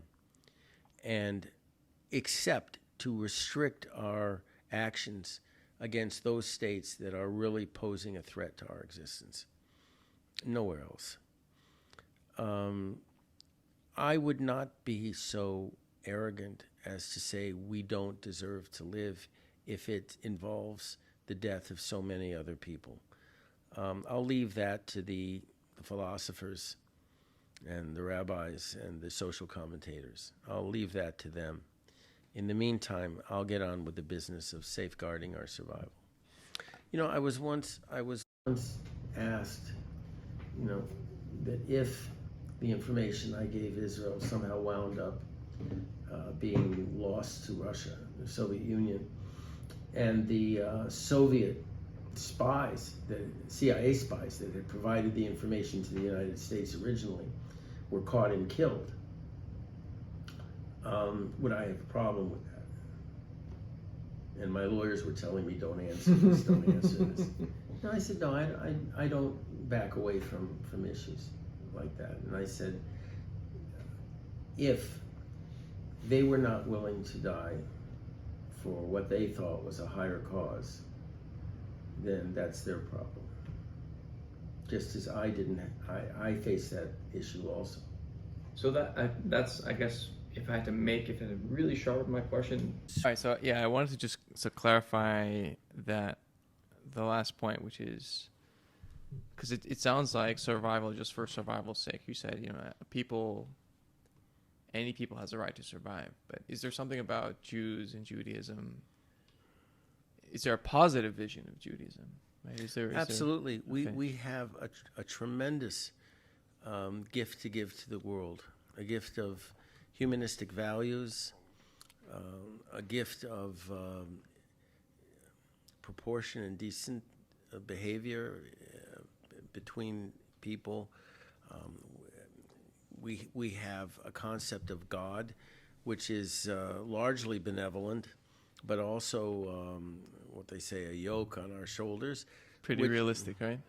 Pretty realistic if you think about it. It's pretty realistic. I mean, the thing about yoke of Torah is, and what it implies in fear of heaven, is I never trust a person that doesn't have a fear of heaven. Why? Because he has no limits at that point.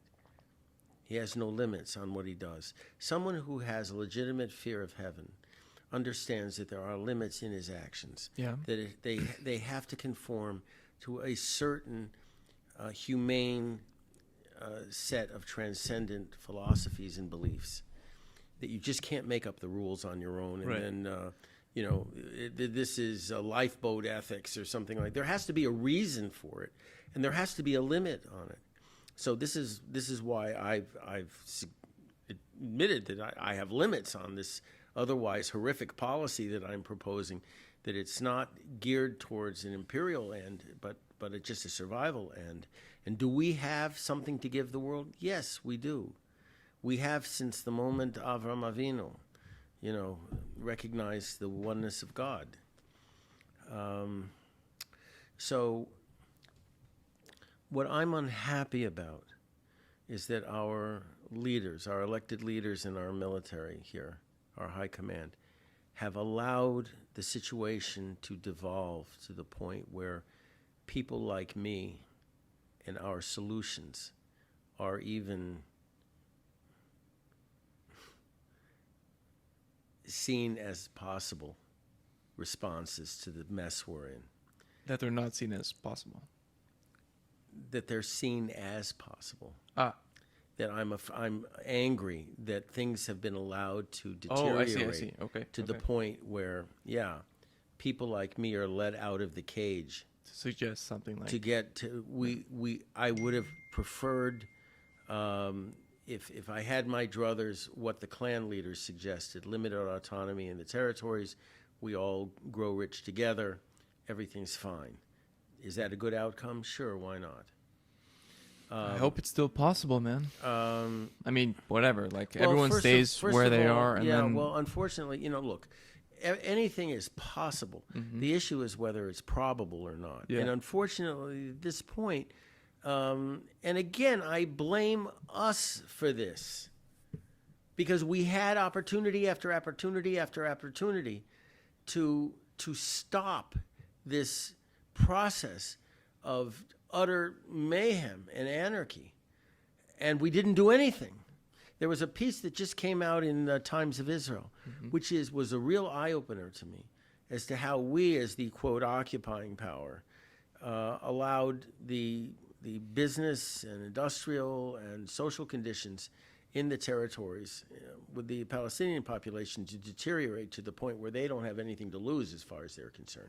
I'm not absolving the Palestinian, quote, authority of any responsibility, but, we had a vote in this also, and we just failed miserably. Well, if we had done everything we were supposed to do, would that have delayed or prevented what we're seeing now? Who knows? We'll never know. Would it have been possible? Yes. Probable? I have no way of knowing. But what I do know is that our governments, plural, and our high command have allowed this security situation to deteriorate to the point where anything is possible in terms of addressing these existential threats that we're facing now. So, we end on a downer. well, I've been, it's funny, at the end of several speeches I've given, people have raised their hands and said, do you have anything happy? Or do you have anything nice? Do you have anything optimistic to say at all? And I have to think about it for a second, and my wife is looking at me, and I say, yes, I do have something optimistic. I look at children, Jewish children, laughing and playing on the streets of Jerusalem now, and I say, thank God. I see people in this country living up to their expectations and their dreams and desires in whatever way they define them, and it's wonderful. I have wonderful conversations and wonderful friends in the Arab community that I would defend just as much as I would defend a fellow Jew. And I take great pride in that and great happiness. I derive great happiness in that fact. I'm happy that when I was in the darkest place of my life, after burying my wife, she gave me the light of a new relationship. She did the shidduch with my current wife. Right. So, am I a happy person? Do I have, positive ideas and aspirations? Yes, of course. The problem is we're in a lifeboat, and I don't want to say lifeboat ethics, but we are in a lifeboat, and some of the people are punching holes in the boat because we should learn to live with the sharks. And the others are pulling with their backs to the front, the bow. They don't know where they're going. They're just pulling. This is the right and left wing. And neither situation is good. So am I optimistic? Is the half glass filled, half empty? I say the glass is half filled right now because there are solutions to our existential threats right now. And as far as our domestic situation is concerned, I am optimistic that they could be addressed when and if the present government applies the law uniformly. I think that a large problem that we have in the country could be solved by judicial reform, and I'm optimistic about that. And likewise, I feel that military reform is also absolutely critical if we're to have a viable military establishment that actually knows how to win wars decisively and thereby deter them from happening in the future. That's the whole point of fighting decisively. You fight once, you're not going to get messed with. And if you win decisively, you don't have to go on winning and winning and winning. People leave you alone. Right. And that's all I want. Right. Am I in favor of the Abraham Accords? Absolutely, 100%. Do I hope that they will include Saudi Arabia? Absolutely, I hope so. Do I wish for a warmer peace with Egypt? Yes, absolutely. I mean, we have almost unlimited possibilities here for a wonderful future. Yeah. And it's being screwed up by idiots that are pretending to be our betters in government. And they aren't. They're idiots. I mean, the only thing they're worried about is maintaining their seat. That's it. We don't need people like this, running our lives. I've told friends of mine in the Likud Central Committee, you guys better wake up because you're going to lose big time in the next election. Why? Because, well, here goes. Bibi is no better than Bennett. When Bibi came out with a statement in the Wall Street Journal about, we're going to give up on judicial reform, he's no different than what Bennett did when he turned his back on 500,000 constituents, right? And did things he promised he wouldn't do. Now, Bibi has since said he was misinterpreted. He was, excuse me, that man speaks better English than anyone I've ever known in my life. Yeah. He's a gifted, not since Churchill have we seen as gifted an orator as Bibi Netanyahu. Right. He wasn't misinterpreted. He can now say, well, we're going to be clever about this and do it by increments. I'm sorry. It doesn't work. He had an opportunity to carry out the will of his electorate when he won. And for some reason, I don't know why, he just backed away from it. So we need new leadership now. And I've told the Likud, if you have to, elect David Anselm, at least I know the guy will carry out what he says. He's an interesting guy. But, I'm sick of these supposedly sophisticated people who just lie to your face and just do horrible things because, well, we have no choice. Right. You don't give in to mob rule. Right. This is another lesson I learned from prison. I was in prisons where mob rule almost took over, and it's frightening. And we're getting to this situation. Now, when you have the former head of the police, Eshel, in Tel Aviv, saying, I couldn't break heads. I don't want anybody's head broken. I just want them arrested, put on a bus, taken down to Eilat, processed under the sun, and said, okay, you have a fine now. If you're arrested a second time, you're going to prison, according to the law. You can get back to wherever you live on your own now. Have a nice day. I don't want anybody hurt. And again, if the situation is allowed to continue to degenerate into chaos and anarchy, Right. what are the consequences? Mob rule, so much for democracy. Worse than that, civil war could break out. Right. God forbid. And number 3, our enemies look at this and miscalculate. Those are the 3 possible outcomes from a government that will not impose or defend the rule of law impartially. That's why I'm opposed to the current government we have right now. No, it's a really interesting point. It's one honestly, it's a perspective I hadn't heard, like that the